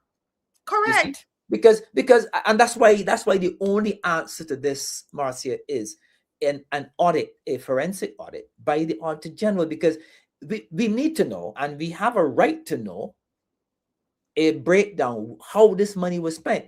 How this money was spent and on what. And if it is found that, in fact, this information is inaccurate, because the next thing the government will say, well, they didn't put out this information enough. That's the next thing that will come. That they don't know about this information, how it get there, and it's not government information. So listen for that one. Because if this information was put out by the government and it does not accurately say what exactly happened, then somebody's head need to fall on this. This is too important an issue to be left and to be just ignored. So I'm hoping, and in fact, if we have to write to the Auditor General, we have to write to them and ask for an audit. This matter requires an audit, because it seems as though the government is not going to give us the information that is required. So you have the breakdowns. I'm happy to expose to the country the breakdown. You have coordinators for how much that is, 4,000. All 4, the figures 000. There, top band, MC, for the opening ceremony, all that information is there. And I just say something here? I know David's showing budget, and I think because he's probably getting a little confused between the two, but then there's the actual of what was actually spent. So, and I think that's important. And I'm being that. Thank you, Dave. Expenditure. The actual expenditure is there, so you're going to see the budget, what was budgeted, and what the actuals are, and that's how you present information, guys, so you can see the changes. This is how you present what you need to present, not throw some figures in the newspaper. And somebody's got to sit these people down and let them understand that this is what governance is all about. Yes, but this is good homework for the minister, the young minister of culture, because he said to the country that there was no accountability of things. But now that he has seen accountability, I would invite him to take the 2025 Carifesta and present it in this same manner and expose it to the country so that we can see exactly what it is that was spent. Because we don't know. Up to now, the country still doesn't know what was spent and on whom it was spent. Yes. And folks, it is important, very, very important, that we continue to use your Facebook pages, your Instagram. Don't let them frighten you, and ask them the hard question. What portion of this 5.8 million was airfare? What portion was hotel? What portion was per diem? And the important question that Mr. Lashley has been asking all night: what written policy authorized it? Because it's not been done. When I check Guyana, when I check all the other countries, I check Trinidad, I check Jamaica, this is not what is done, where they're paying for the delegation from the countries. That's not what happened. So where did this money go? We That's the would big like question. to know. That's the big question, because perhaps the government, if they paid airfare, they should have some kind of an invoice and receipt and so on that they paid for this airfare and from where. Because $5.8 million and all this stuff, that's a huge amount of money. As you said correctly, Marcia, this is almost the entire 2017 Carifesta budget. You know, and to come and say you spend this money and don't give an account for it is not acceptable. Not acceptable at all. Yeah, really, really. You know, and I hope you're going to be able to join us next week, because each week we are dealing with a different era. We're not giving up on this, Mr. Lashley. I hear you talk about the Auditor General. I want to put you on the spot. How serious are you about that? The Democratic Labor. You are the acting president of the Democratic Labor Party. So I think you should be able to answer me this question. Is this something we're just talking about, or you're going to No, we're not pursue talking about it, as a because party? Go ahead. that is a call that I'm making. And in fact, if we have to back it up in writing, we will do that. But this Carifesta 2025 requires the urgent attention of the Auditor General, and there must be an audit. It is important that the country gets to know what rules were broken, if there were any, who authorized the excessive spending. Was it approved by the Parliament of Barbados? Was it approved by the Cabinet? And if these questions are answered and we do the necessary homework, then the country should know. So if somebody sat down somewhere in some room and made decisions that were unchecked and there were no checks and balances, we need to know that. We need to know that. But we are still a country of rules and laws. Because a government enjoys all the seats in the House does not mean that they should not follow the law. That's the thing. And we need to, this is an example that we need to follow through, because if this is what happened, it means that the laws of Barbados, the accounting rules that the public servants are required to adhere to, that the politicians are required to adhere to, it means that those rules were not adhered to. And if they were not adhered to, the relevant legislation has in there certain built-in penalties. In other words, you can't just gloss over it. Whoever authorized the excessive expenditure must be known. Whoever authorized it, it must be known to the country. Now, that's the thing. Now, in Parliament, when the requests come for the supplementaries, we need to know that too.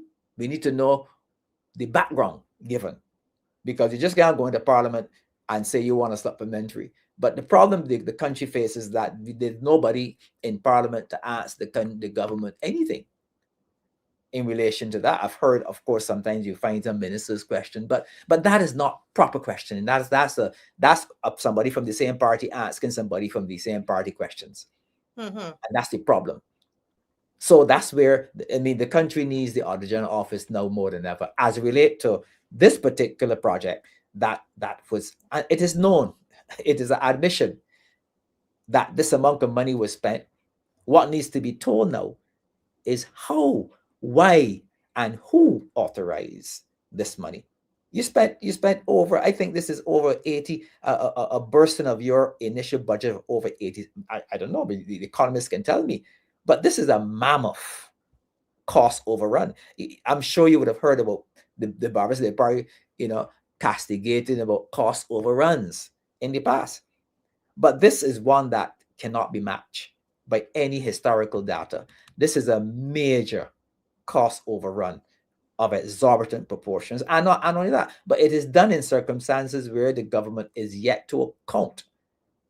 Given a flyer that tells you $10.1 million, and then you have sound and lighting and screens, and you don't see itemized expenditure, does not help the country. And it is not the basis upon which you can run a country in terms of accounting for public funds. So we have to do better. We have to do better. We definitely have to do better. And the last point we're going to raise in this segment: who paid for what? This is episode 2, and as you know, next week Sunday we're going on to episode 3. We're not stopping, guys. 7 of them. We have also received reports, Mr. Lashley, and I've said it already on the show, and I called somebody from Leicester Vaughan today, and we're going to connect with some of those. I would say much more about that because I don't want to give away my sources. But there were children, Mr. Lashley, who came in for Carifesta, who were sleeping at Leicester Vaughan School in deplorable conditions. In fact, I was called during Carifesta about it, and I wasn't sure if I wanted to bring it because I could not verify it.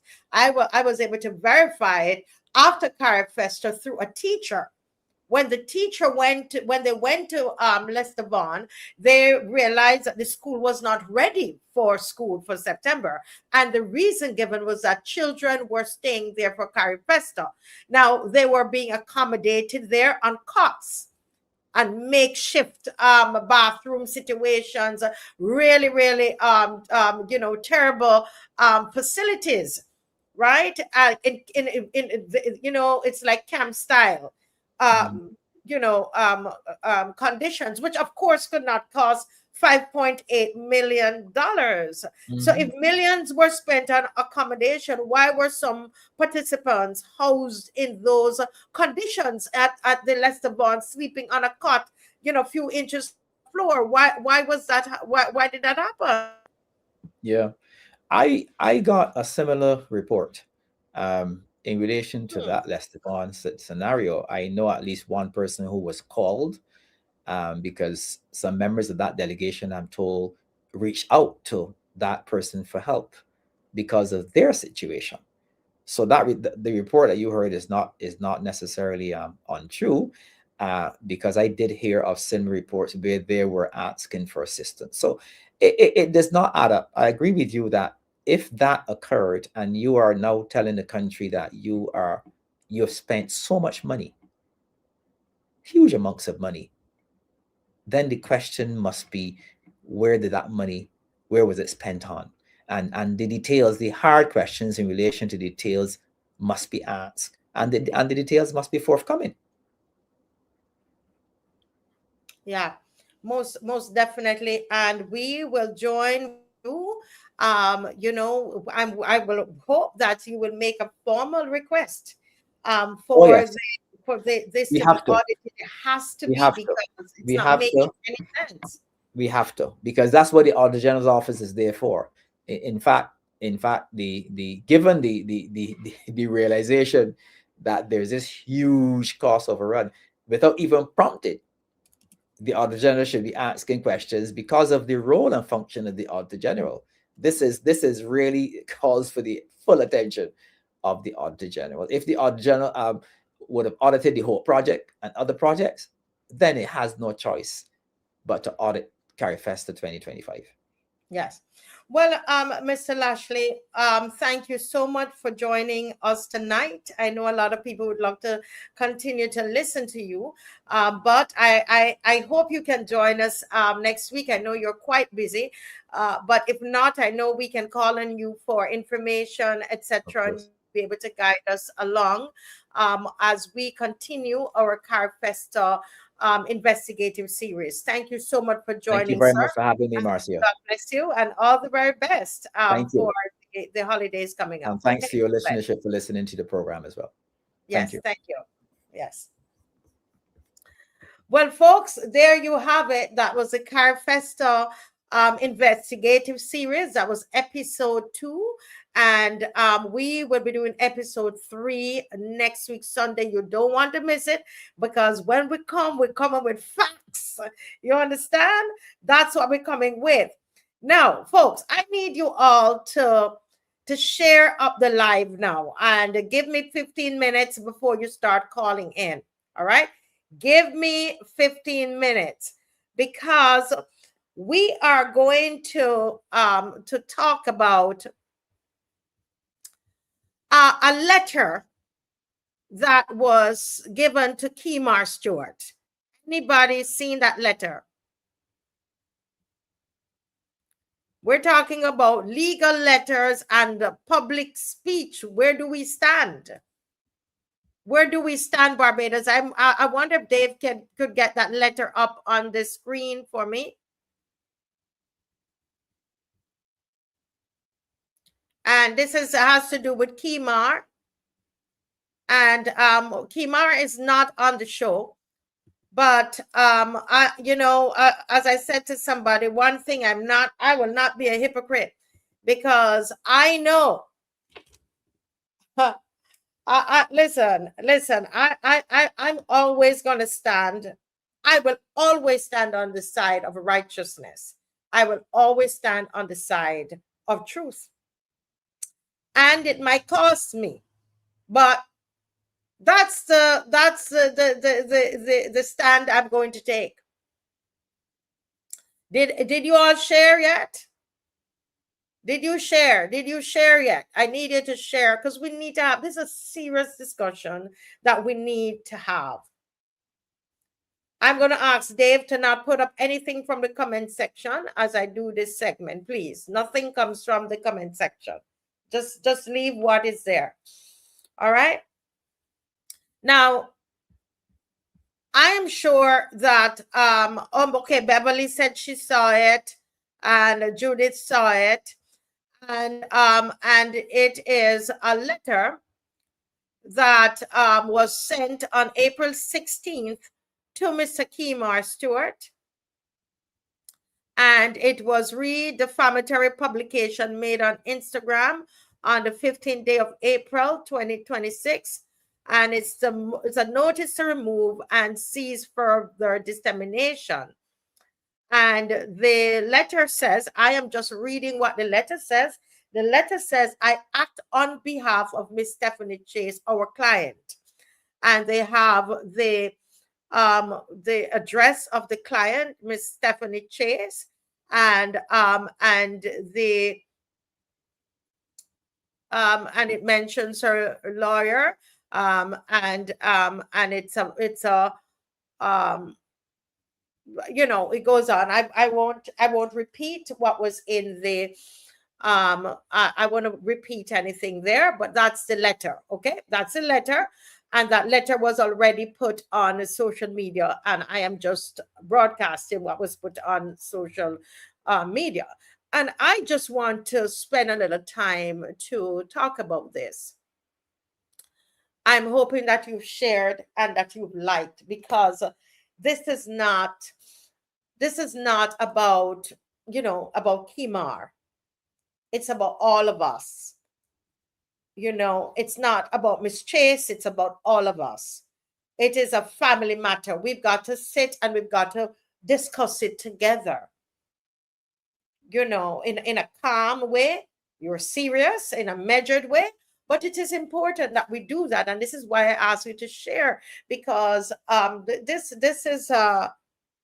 is concerning, and I think it should concern all of us. Over this past week, we've now seen more than one instance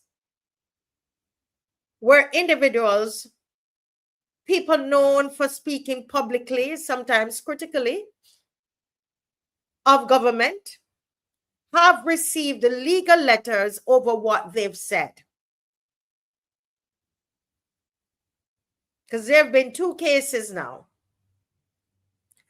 I want to be very clear before I go any further that every one of you listening, every one of you, you have a right to protect your reputation. You do. Everyone has a right to protect their reputation. But at the same time, viewers, we have to ask ourselves, what is happening to public speech in this country?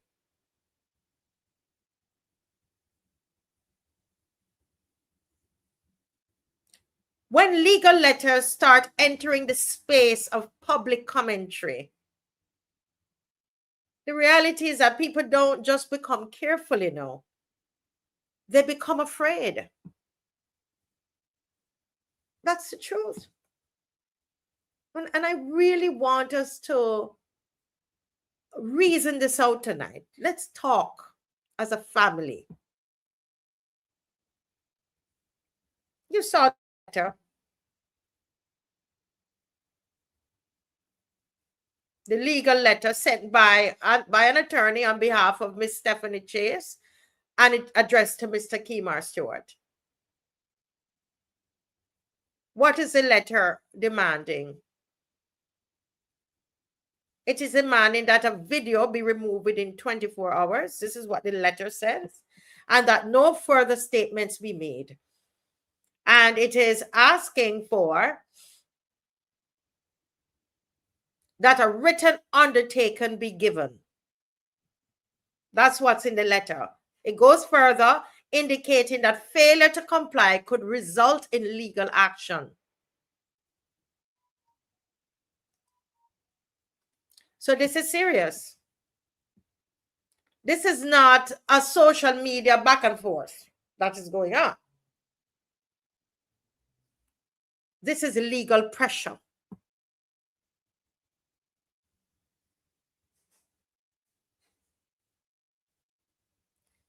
And again, let me say this. People are entitled to defend their name. Yeah. Miss Stephanie Chase is entitled to defend her name. She is.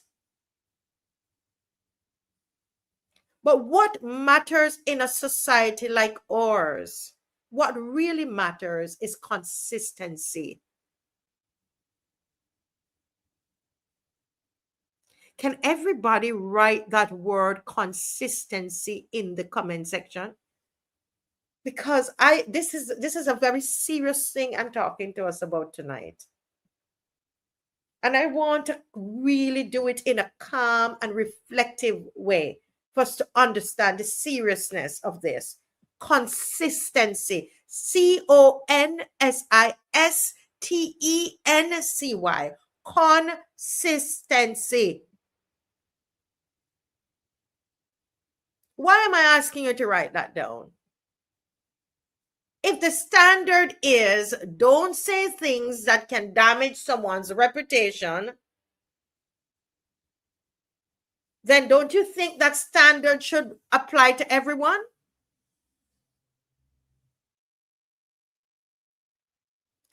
If the standard is do not say things that can damage someone's reputation,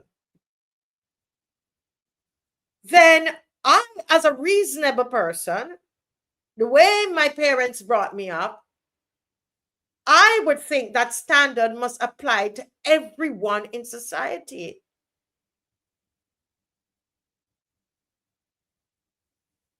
I want to bring what I'm saying closer to home because this matters. It should matter to you as a Barbadian. This is not something for you to, oh, KEMART get a letter, and everybody rejoicing that KEMART get a letter. Or you're angry that KEMART get a letter. You got to stop and reflect on this. This that I'm talking about is not theoretical for me, you know.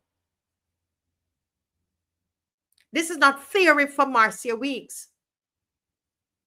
The reality is, and you would know through my show, that I have had my own experience with Miss Stephanie Chase and the Chase Files platform. You know that. There were statements that were made about me on that platform that I believed were inaccurate. And the truth is, I said so publicly. I said so on this show, and I also on my Facebook page. And I remembered on this show, I asked for those statements to be corrected or clarified, something. But I have to say that to my knowledge, those corrections were not made to my knowledge.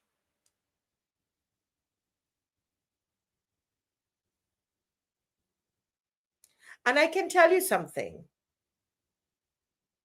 When something is said about you publicly and it is not corrected, it doesn't just disappear.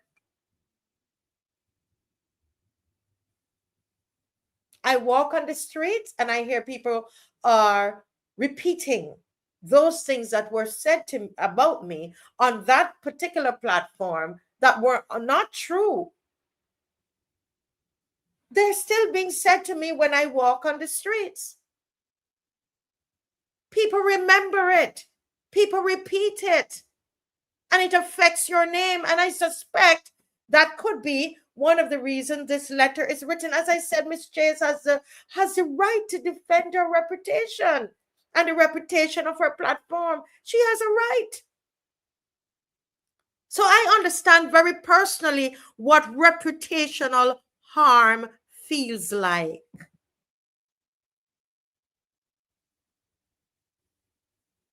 And the truth is, that is why this moment is uncomfortable for me. Because when I now see legal actions being pursued over statements, I have to ask a very simple question. Where was that same urgency when I raised concerns about statements made about me?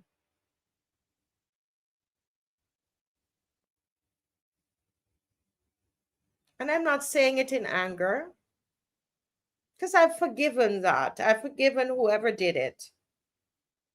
I'm saying it because it speaks to something bigger.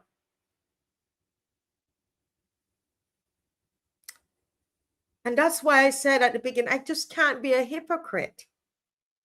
Because from where I stand, this appears inconsistent.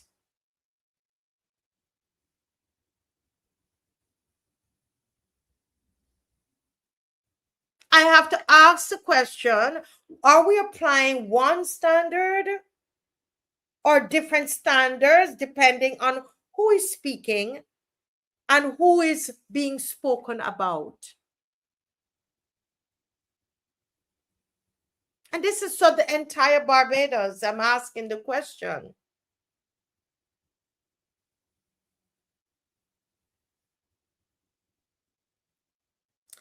And this is where it moves beyond individuals, you see? Because we are now seeing a pattern. More than one instance in this short space of time where individuals who are known to speak critically are now facing legal letters. And that has consequences. Because even if no case is filed and even if nothing goes to court, the message is sent. What is that message? Be careful what you say. Think twice before you speak. And eventually, people will stop speaking.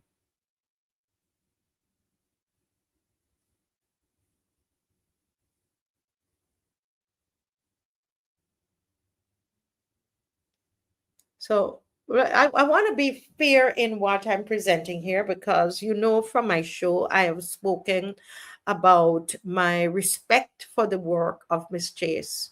So this is not attacking anyone. And Miss Chase and I, and also Ryan, I want to not call him Mr. Ryan Great, but because I do it at home so much, when it Mr. Ryan Best, Stephanie Chase and Mr. Ryan Best, at a time when I needed support with when God told me to do the event for the young man, 13-year-old who was shot. in Silver Hill, Miss Chase came to my help, came and she helped me. And I've talked about that. You know that. I respect Miss Chase's work. I've said it over and over on the show. So I'm not attacking her. I'm just explaining something that happened to me without attacking her. And no issues at all here. I can't forget her contribution to young people. And that's just me. I have to be fair. I have to be fair. Her contribution to young people, as a lot of times on her the Chase files is used to highlight what she's doing in their school with the young people. Do you remember Miss Chase had an entire campaign with her theater art students to deal with youth issues in Barbados? She contributes to theater and to public discussion through her platform. So I'm not here to attack anybody's work. And so this is exactly why this matters, because those of us who operate in the public space, we have a responsibility, not just to speak, but to be consistent in how we respond to speech. Do you understand? Whether it is made by, and this is a general comment, not to Miss Chase or to the Chase files, whether it is made by a DLP person or a BLP person or someone who doesn't belong to any of those parties. We must be consistent in how we respond to speech. So I want to say this tonight clearly. I honestly, I'm open to a conversation with Miss Chase. I would love us to sit down. We have a similar backgrounds, and I love to go out and have some tea, as they would say. I love for us to sit down and have a conversation, not a confrontation, not a back and forth, but a real conversation. Because if both of us were committed to truth, we're committed to fairness, and we're committed to the public good, then we should be able to sit down and talk, right? I'm not here trying to choose a side with, I'm on a side, oh, here goes the KEMART, here goes the Chase. That's not what I'm doing. It's about one question. Will we have one standard for all? Or different standards depending on who you are? Will we have one standard for all or different standards depending on who you are?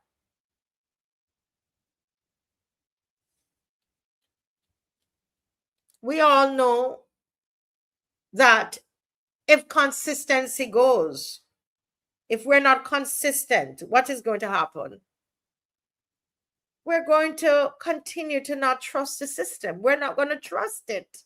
It's going to always seem as though, to some people, it might seem as if it's partisan. Because when that trust goes, our space, our public space is going to be affected.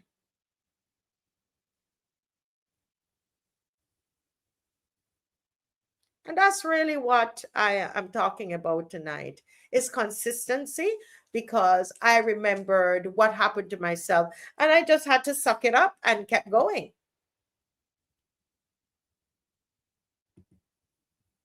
So, I really, this is something that matters. And as I said, I have no problem with, yeah, there's a call that's coming in. Let me answer this call.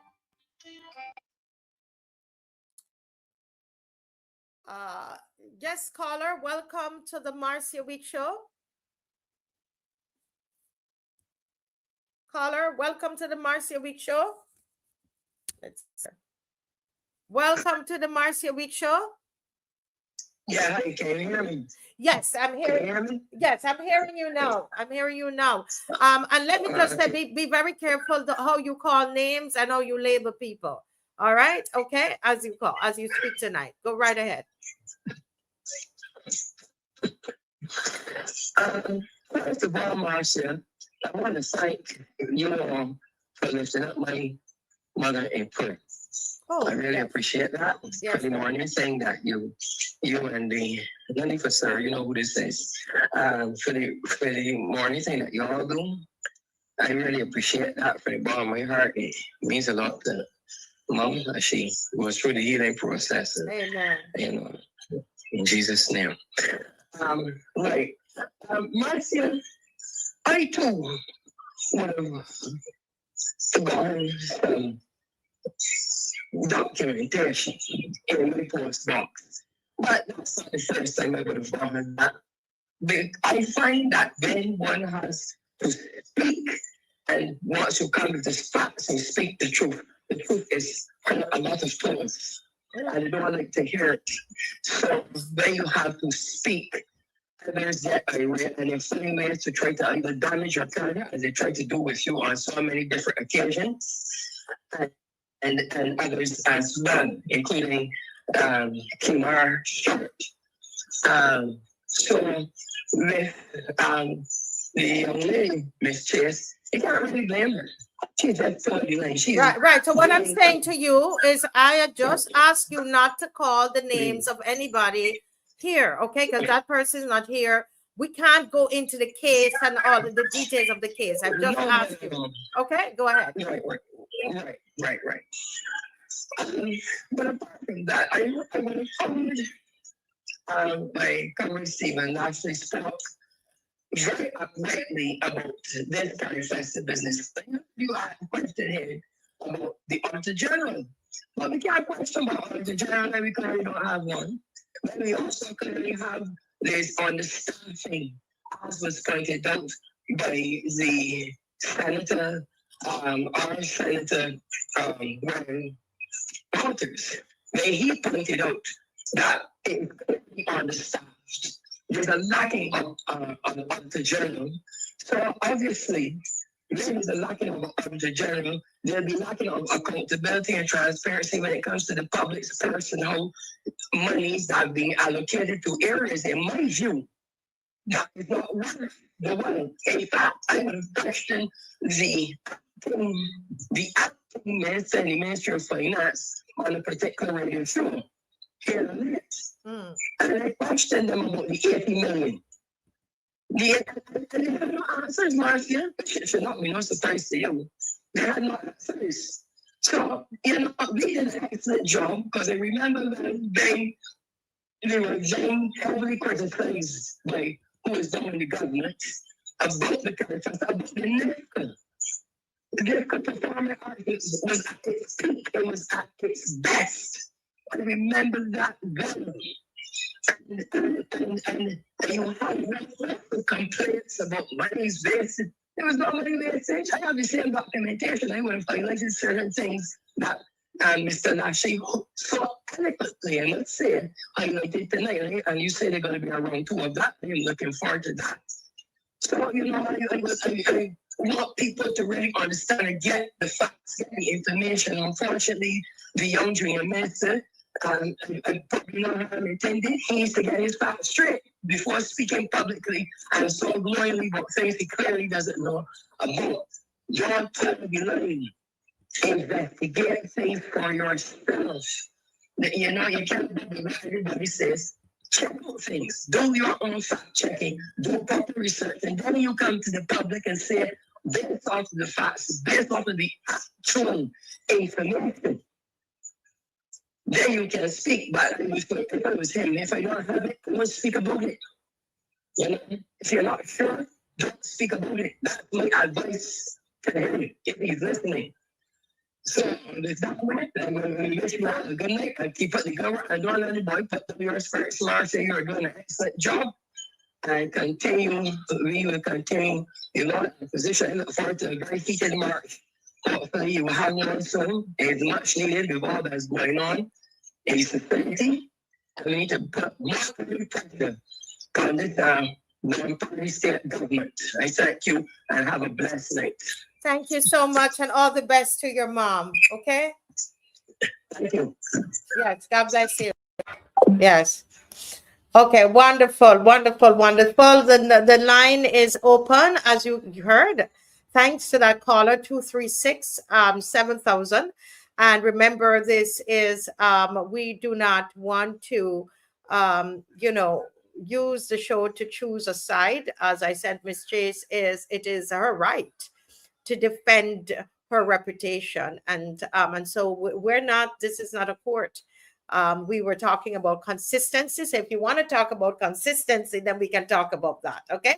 Or you want to talk about anything else that we've had on the program, then you are free to call in and to speak about that. So let's do things decently and in order, okay? All right. Now, as we're waiting for others to call, I want to continue to talk about this disparity that I'm seeing. And this that I'm saying, let me be clear, has nothing necessarily to do with the legal letter that was KEMART STUART received. I am speaking generally. What I realize is this, that there seem to be two classes of people in Barbados. There are those who are from the Barbados Labour Party, that they can use the platform, this social media, and those from the Barbados Labour Party, they could call you every name in the book. They could call you a whore. They could call you a thief. They could lie on you and say that you called people, names. They could call you every name in the book. They could write you and threaten you, as they have done with me and others. They could write letters, pack up our mailbox with letters. Nothing is done about it. Nothing. I watched what they did to try to destroy the spirit of Mr. Thorne and to destroy him physically, mentally, emotionally, was done by people in the Barbados Labour Party. I saw what the Barbados Labour Party did to Mr. Frundell Stewart. I saw what they did with Ralph Thorne. And anybody else who comes to lead the DLP, you might say, I'm telling you, you will not be a friend of them, of theirs.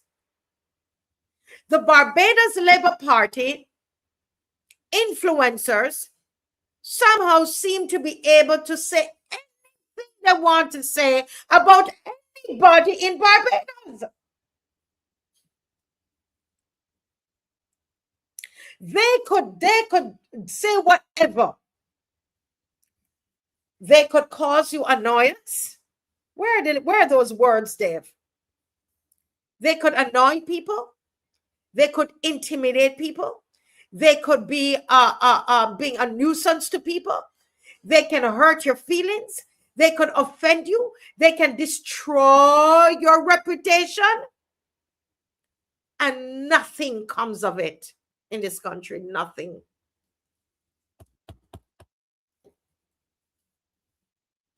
Don't believe me? I would say,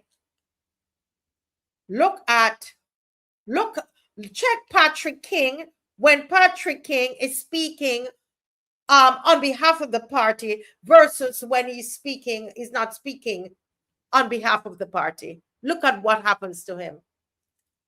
Look at the many times I've seen my friend Ryan Best, Mr. Rangate, have said, you know what? The attacks are so many, might as well, I'm not posting anymore. When I can tell you, Mr. Best is doing a service to this country. It was through Mr. Best through Mr. Rangate, that we found out about what was happening there at Paradise Beach. Isn't it true?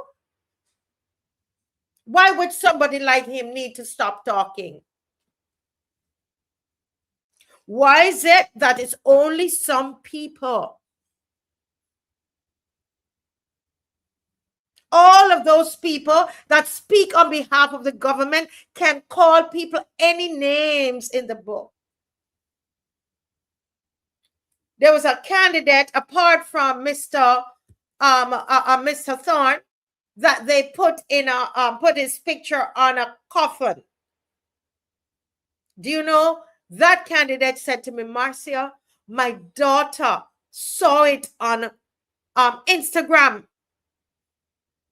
my teenage daughter, and was so upset emotionally to see her father on a picture in a coffin. What about that? And it is because of that, I believe that I personally, listen to me, guys, there's no way I would have seen what's going on right now and not say anything about it. I'd be a hypocrite. As you know, I have been speaking about this because I am attacked if I give my opinion on the Prime Minister. But everybody else can give their opinion on any other leader in the country.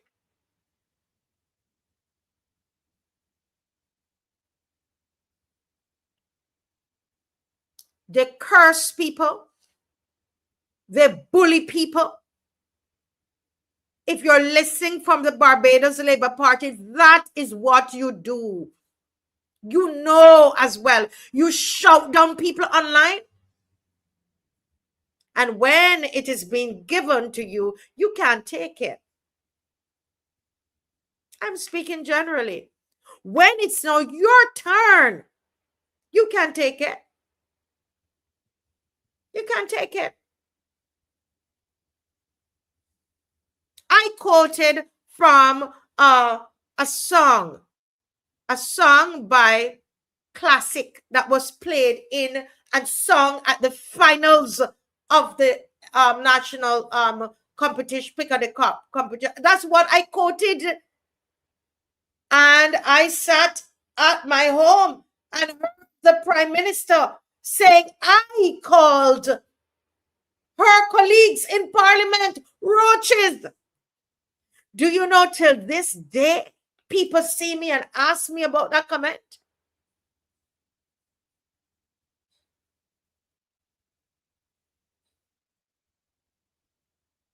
And that was sent all over. That is what I said. And so when I come on and I address the Prime Minister, it's a problem. I am called all kinds of names, but if I call anybody in the BLP a name, it's a problem. And I'm saying this to you. If I am supposed to stop the name calling, you should stop it too. And then people say, well, Marcia, you are the Christian, you need to stop. And that's the problem that I have. And I differ with a lot of Christian people because nobody is going to bully me.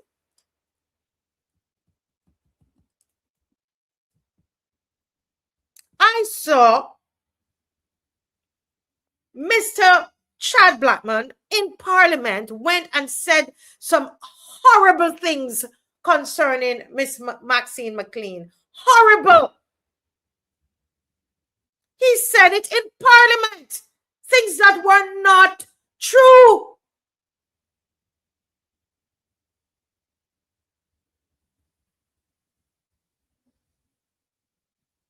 Right? Things that were not true.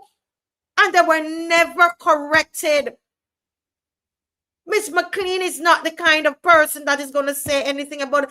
I am saying something that somebody, a woman, a distinguished woman, and you got up and made up a story on her in Parliament. Come on, send a letter for me now.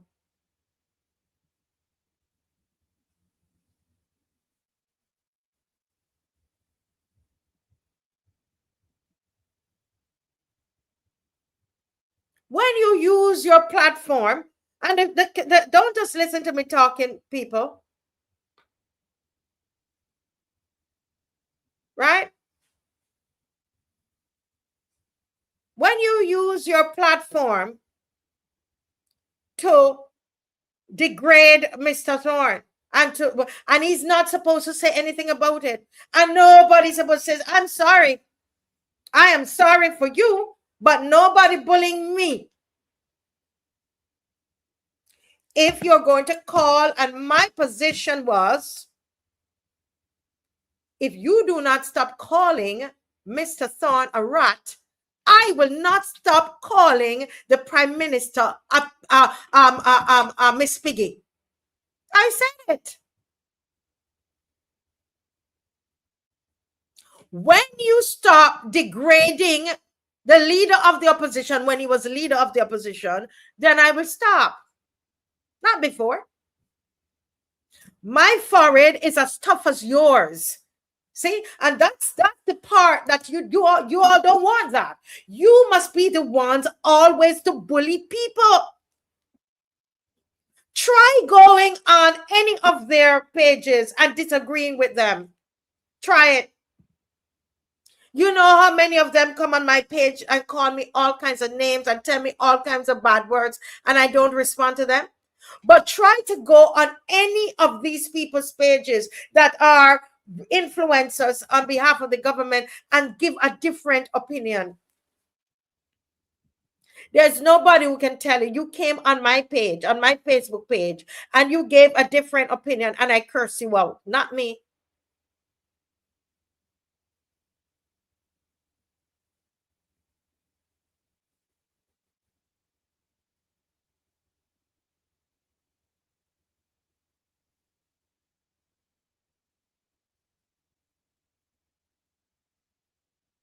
And that is what I call inconsistency in Barbados. And these comments, because I didn't even listen to whatever it was alleged that Mr. Stewart said. So this is not connected to that. I am just saying, in Barbados, only a certain group of people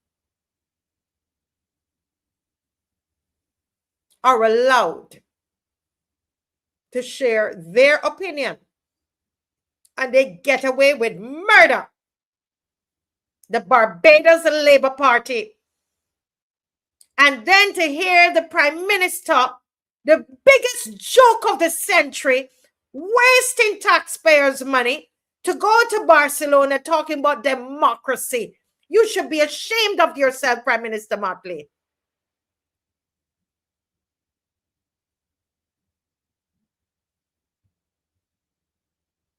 You see, and that's how I talk. And they hate me for it because I talk the truth.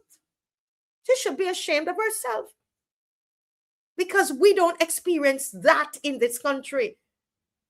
If we have not drunk the Kool-Aid in this country, we can't get by. Their jobs will be taken away from them. You all know that in this BLP government. If the people who don't fall in line, look at little Trinity Clark. I'm not saying that she's always on the best behavior, but this entire Carifesta, where they spend all those millions of dollars, this child is so talented. And as far as I know, to my knowledge, somebody can correct me, the last time I checked, not even $1 was given to Trinity Clark because they have a problem with this or mother or whatever, a lack of professionalism.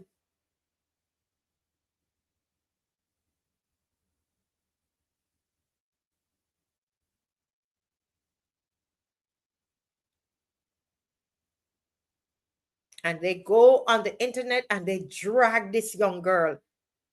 They drag Trinity Clark. These people.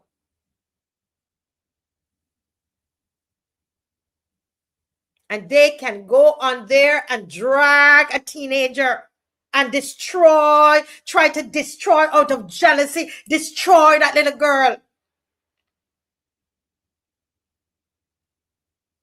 Not to take her aside and try to help her, but to destroy her. Do I agree with everything Trinity does? No. But does that, because you're doing something at that level, and you, because it did not, she's not friendly with the influencers and all these people, you lock out that little child out of Carifesta.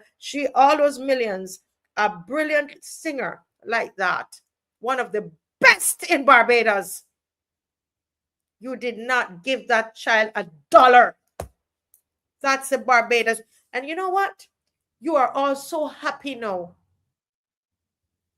You would be so happy, some of you on Facebook and Instagram, you would be happy if Trinity herself is completely destroyed off the face of the earth. That's how you are. I don't know why we are so hateful of each other.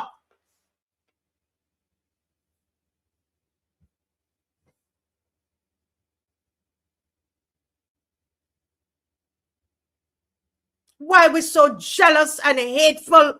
She's a child. She was a child then. And entire agencies turned against that child. A child.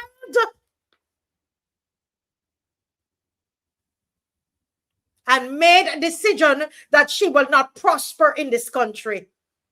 This is what we live in. And you calling this a democracy?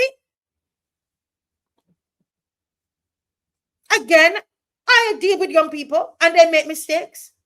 But you're going to tell me that you are going to put that on that child till she die in this country? A talent like that?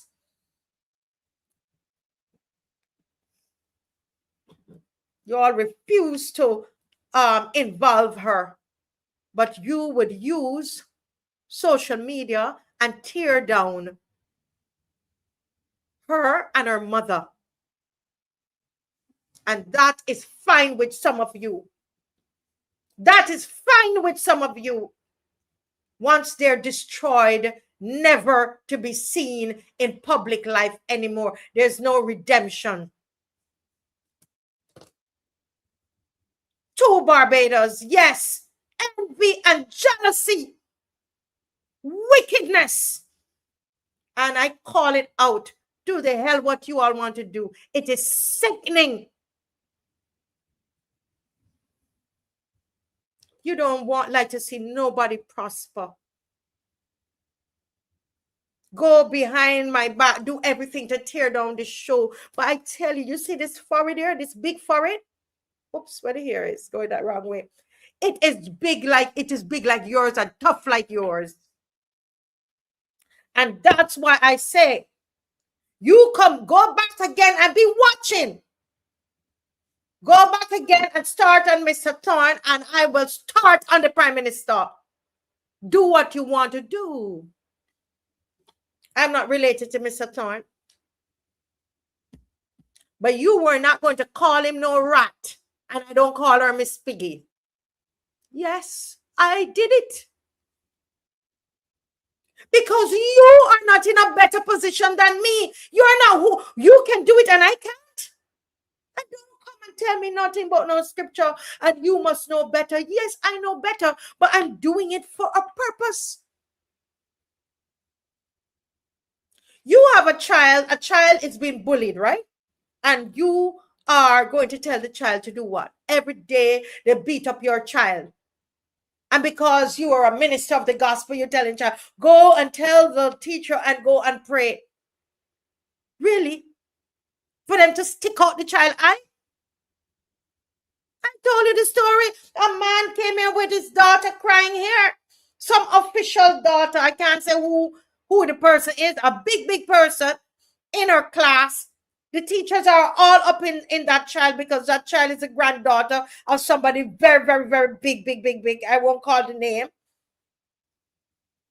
And that child bullies all the children in the class and bullied this little girl. She used to get 80s and 90s from Praise Academy. She brought the report, the little child, down to 60s and 70s. The child come in, as soon as she reached in right there on my chair, burst down crying. What happened to you? This child is bullying her. The father's been up at the school. They're Christians. Go talk to the teachers. The teachers don't want to correct her because of who she is, because they're two Barbadoses. If that's a word, Barbados is. But you understand what I mean, right? They refuse to correct, those teachers refuse to correct that little girl.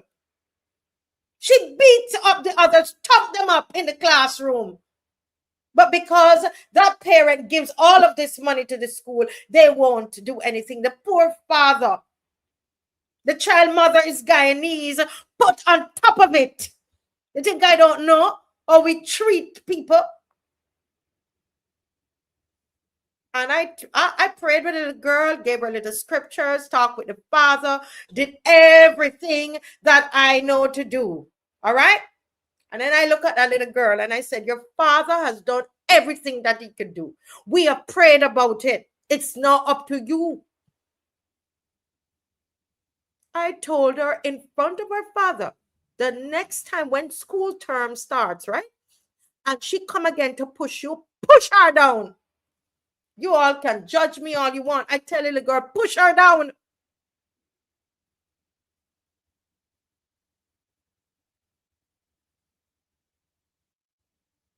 How do you deal with a bully? You keep going in a corner and crying?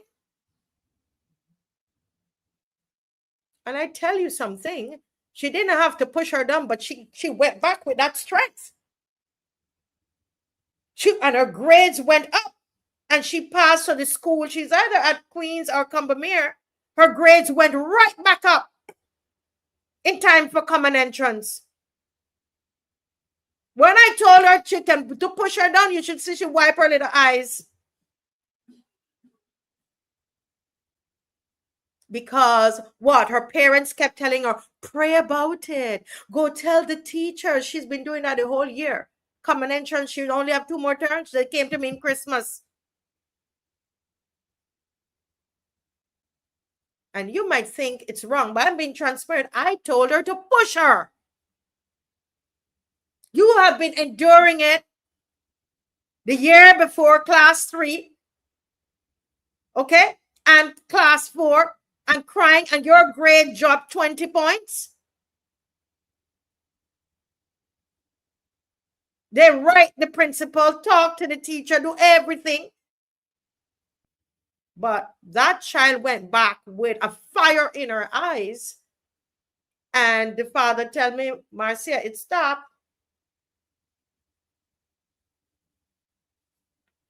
You could, I know that a lot of you're going to write me, I know. But if you're honest, you want somebody to be beating your child like that every day? As a parent, you can't go in there to beat them. The child have to stand up at some point. They got to be strong.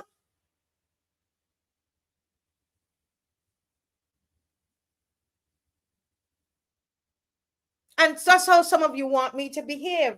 They must do what they want to do with me and with others, and we mustn't do anything. Well, I go and pray for you, which I do, and I forgive. But there comes a time when I'm going to address you.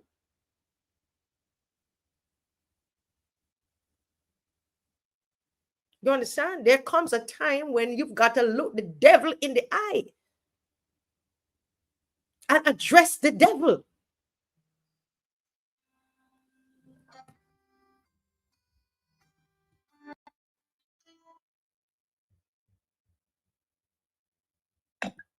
Hi, good night. Welcome to the Marcia Week Show. I'm not saying good night to you, Marcia Weeks, Dave, and the whole Barbados. Yes, sir. We're calling to let you know, right? I don't know. People is we're saying a lot of time. Everybody should band together on this corruption. Who's about loyalty, fairness in this country?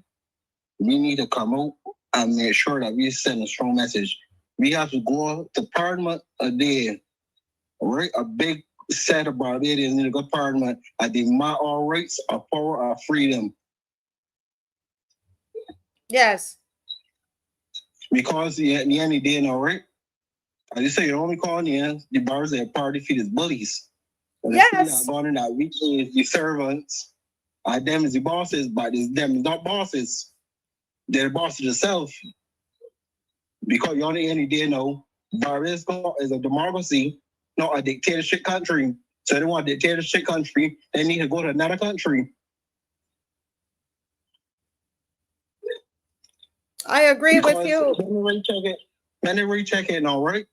See all these social media influencers and everybody gonna got this division because partisan or whatever the case may be.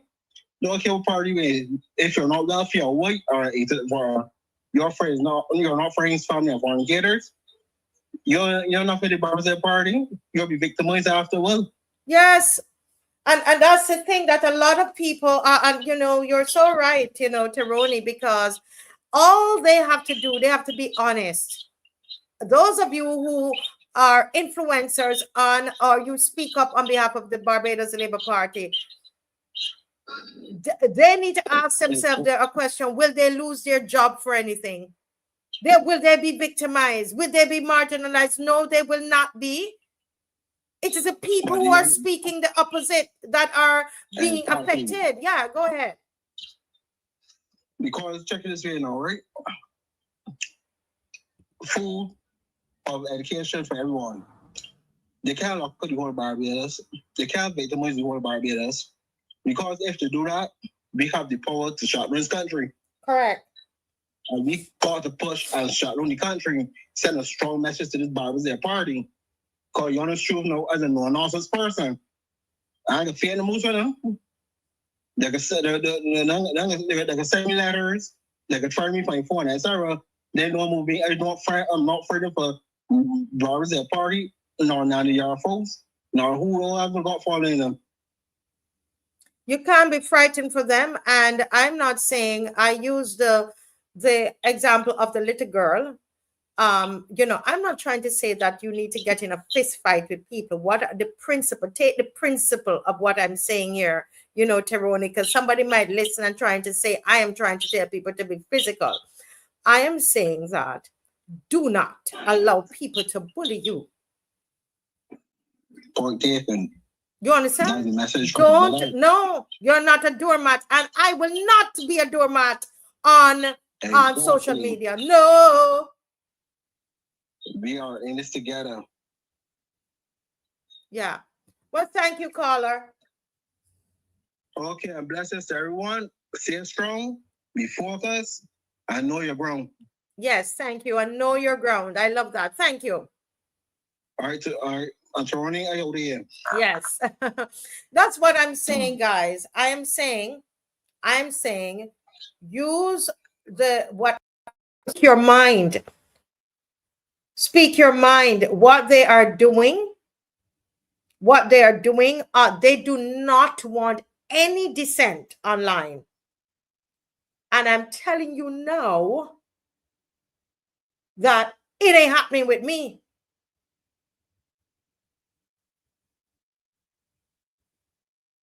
That's why since the elections, anybody can just go back and look. I never stopped. Election was February 11th. I told you the next day I would be in this chair. And I was.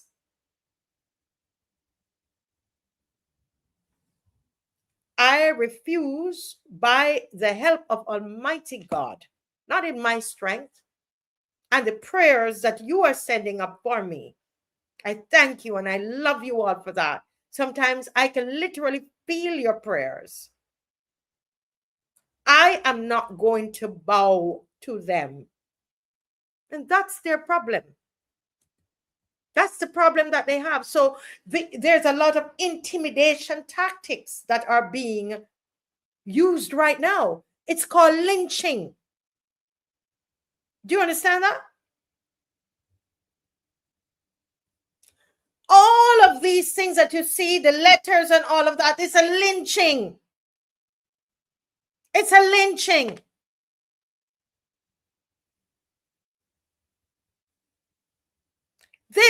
These people, what they're doing, they're holding up one person, you take off their clothes, strip them naked in the square, and decide we're going to beat this one. Tell me if I'm wrong. Watch and see what is going to happen. They're setting up for the cybercrime bill. They're going to lift up this one, take off the clothes, naked as the day they're born, bring them into town, and beat them, parade them, and beat them, so that everybody else say, "Ooh, yes, massa. Yes, where's my red shirt? Give me my red shirt. Let me put on my red shirt now. Can I have some more Kool-Aid? And make it red, please. Oh, I am red and ready." That's what they want. Can I have some more Kool-Aid? Red Kool-Aid. Red shirt. That's what they want. So when they have lynched this person, there is what they call a chilling effect.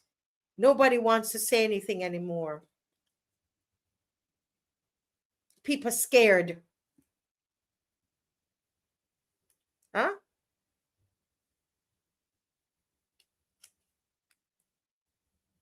Yeah.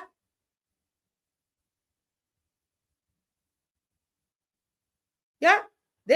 That's what they want.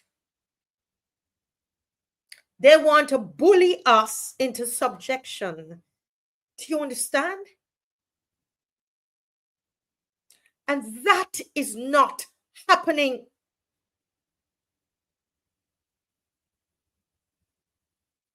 Everybody listening to me right now,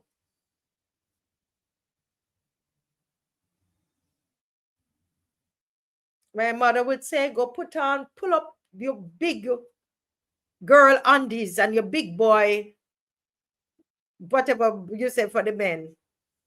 We are big people, all of we big people. Them not big people and we little people.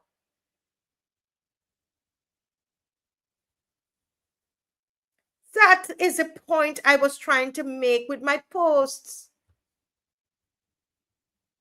I've been saying that and the Christians attacked me. I'm not a Christian. I'm trying to make a point to you. You cannot keep allowing people to tell they can do it and we can't do it. And it's not about tit for tat. It's a principle I'm trying to make, trying to establish. There must be consistency.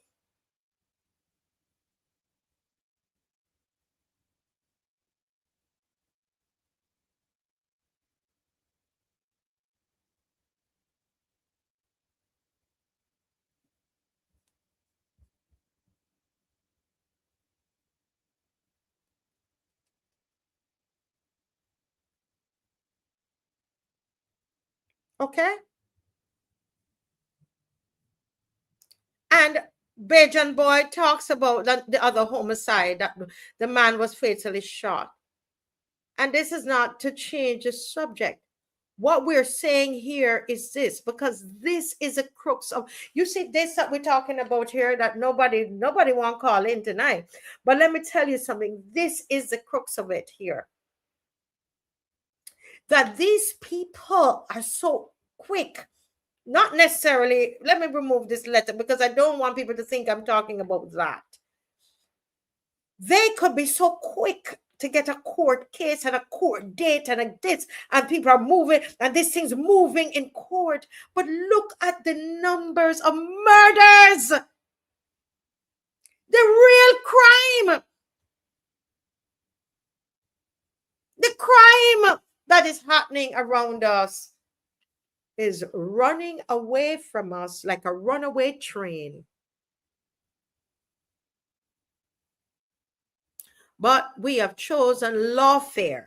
We have chosen to use the courts as a place to shut up dissenting voices.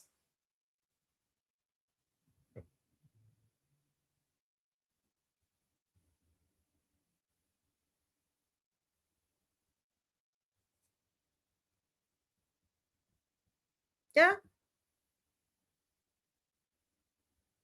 But we're ready and ready. And when we talk about this bad, the worst government ever in the existence of Barbados, I said it. I said it. And the only thing you can do about that is to threaten to get me out of Barbados. Go ahead. Try it. Do it. You are ready, and you said you are ready. Look at the state of the country. When you travel like a beggar, it is my opinion, you look like a beggar. You look incompetent. You're begging and borrowing money for water, hospital, stadium. My goodness. It's horrible. You're a horrible manager. Has nothing to do with liking or not liking. You're just horrible at your job. Send your letter. You're horrible at your job. You had all the answers about people, about the crime before. Where is the Attorney General? Does he even exist? Does he live in Barbados? And because I asked those hard questions, I should be happy to live in paradise. Oh, she should be happy we allow her to live in Barbados. Ask the young lady Trinity if she's happy to live here. When you guys have decided because she made a few errors, you're going to destroy her and throw her to the ground and make sure she never live again. Talk to Ronnie Clark. Talk to Ronnie Clark, where political maneuverings removed him from his job. Talk to Ronnie Clark.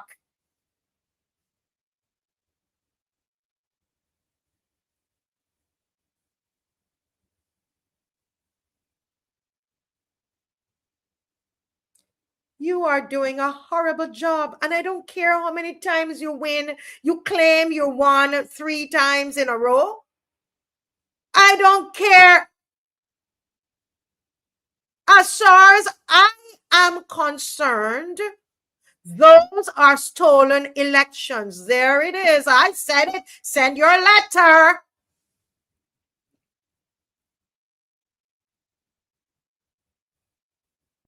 A lot of you were driving around in the back of pickup trucks. Some of you claim to be global leaders. Can you imagine if those people that you're traveling and talking about to around the world see you in the pickup truck? What were you doing in the pickup truck in St. John? What were you doing there? And we are supposed to respect you. We are supposed to respect you. We are supposed to accept that you guys won and won it fairly.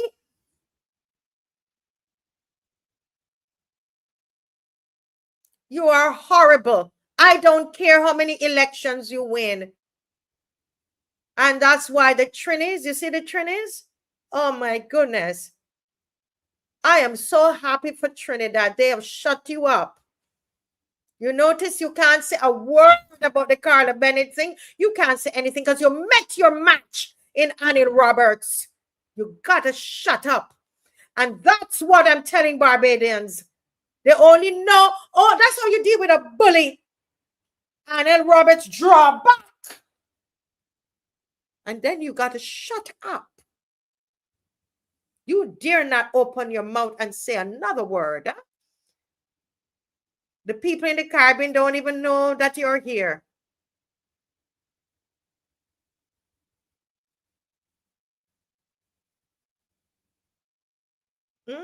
What were you doing in St. John in the back of a truck? Disgrace. You're a disgrace. You know who you are that was in the back of the pickup truck. You're a disgrace. And we are to be bowing down and kissing your feet when you're a cheat. You know who you are. If you were in the pickup truck giving out white envelopes, you know you're a cheat.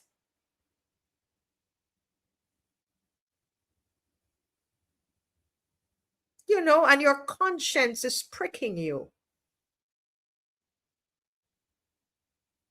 And when people speak like that, I can't, after the elections, that young lady, the math teacher, she put on a red dress and she did something that was so comical. And she said, this is it now, she went dead for hungry and all of these different things. And I'm wondering, I don't know. I'm only asking a question. I'm wondering if that young lady is being punished for that satirical piece that she did on the BLP. Is that it? Why? While after elections, they presented a coffin. A coffin. A coffin. I said the wrong thing there. With Mr. Thorne picture all around there. And with Dale, I'll say it, Dale. You all did that. You did that, BLP supporters. You need to stop it. Your behavior is nasty and you're destroying the country. It's time somebody tell you all that. You think that you're better than everybody in here and everybody must bow down and kiss your feet. I am done with that nonsense. You're not better than nobody. And you don't have no bigger voice than nobody. You all better call and let me shut up, because I'm telling you, I'm getting very annoyed with them. Don't try to bully nobody.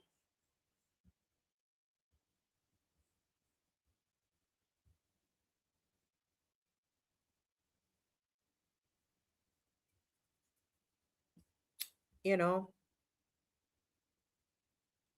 And I said what I said without any apology. That's why we said hard questions, no apology. Sometime it has got to be said. Sometimes it has got to be said. And I've said it.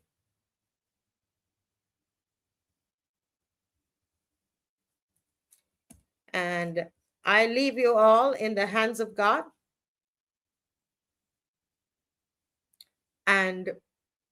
But I tell you something. Today's Sunday, there's prayer tomorrow morning and Monday. And as we pray for the nation, we pray for the nation. But then there are things that you have to do in the natural. And that's where you and I, you are a Christian and I am a Christian. But we're different on those, you understand, the way how we practice our Christianity.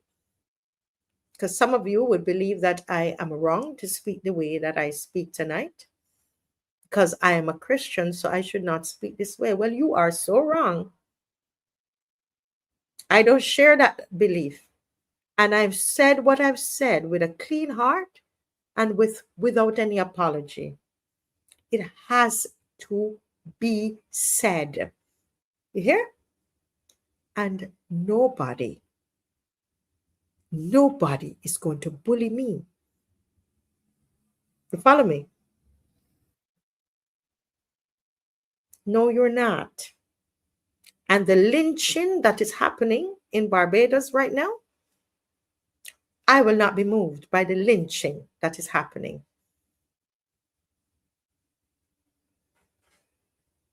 The beating and the killing of what they're doing in the square, and bring everybody else to watch to see it.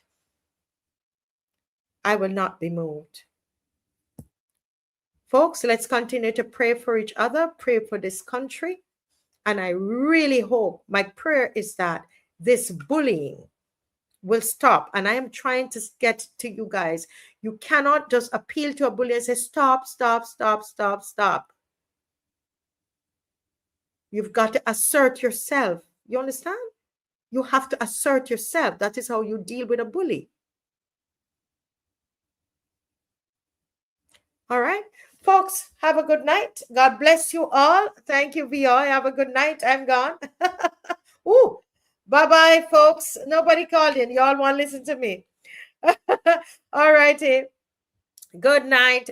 5 a.m. is prayer. Yeah. We pray for them too. 5 a.m. is prayer. And we have our show tomorrow night at 7. God bless you all. Have a good night. We're going to have Mr. Tomorrow night, Dave, what did Derek is going to be on, right? Huh? Dr. Derek Aline, it will be on tomorrow night, and it's going to be fire. You got to be on, okay? All righty. Bye-bye, guys.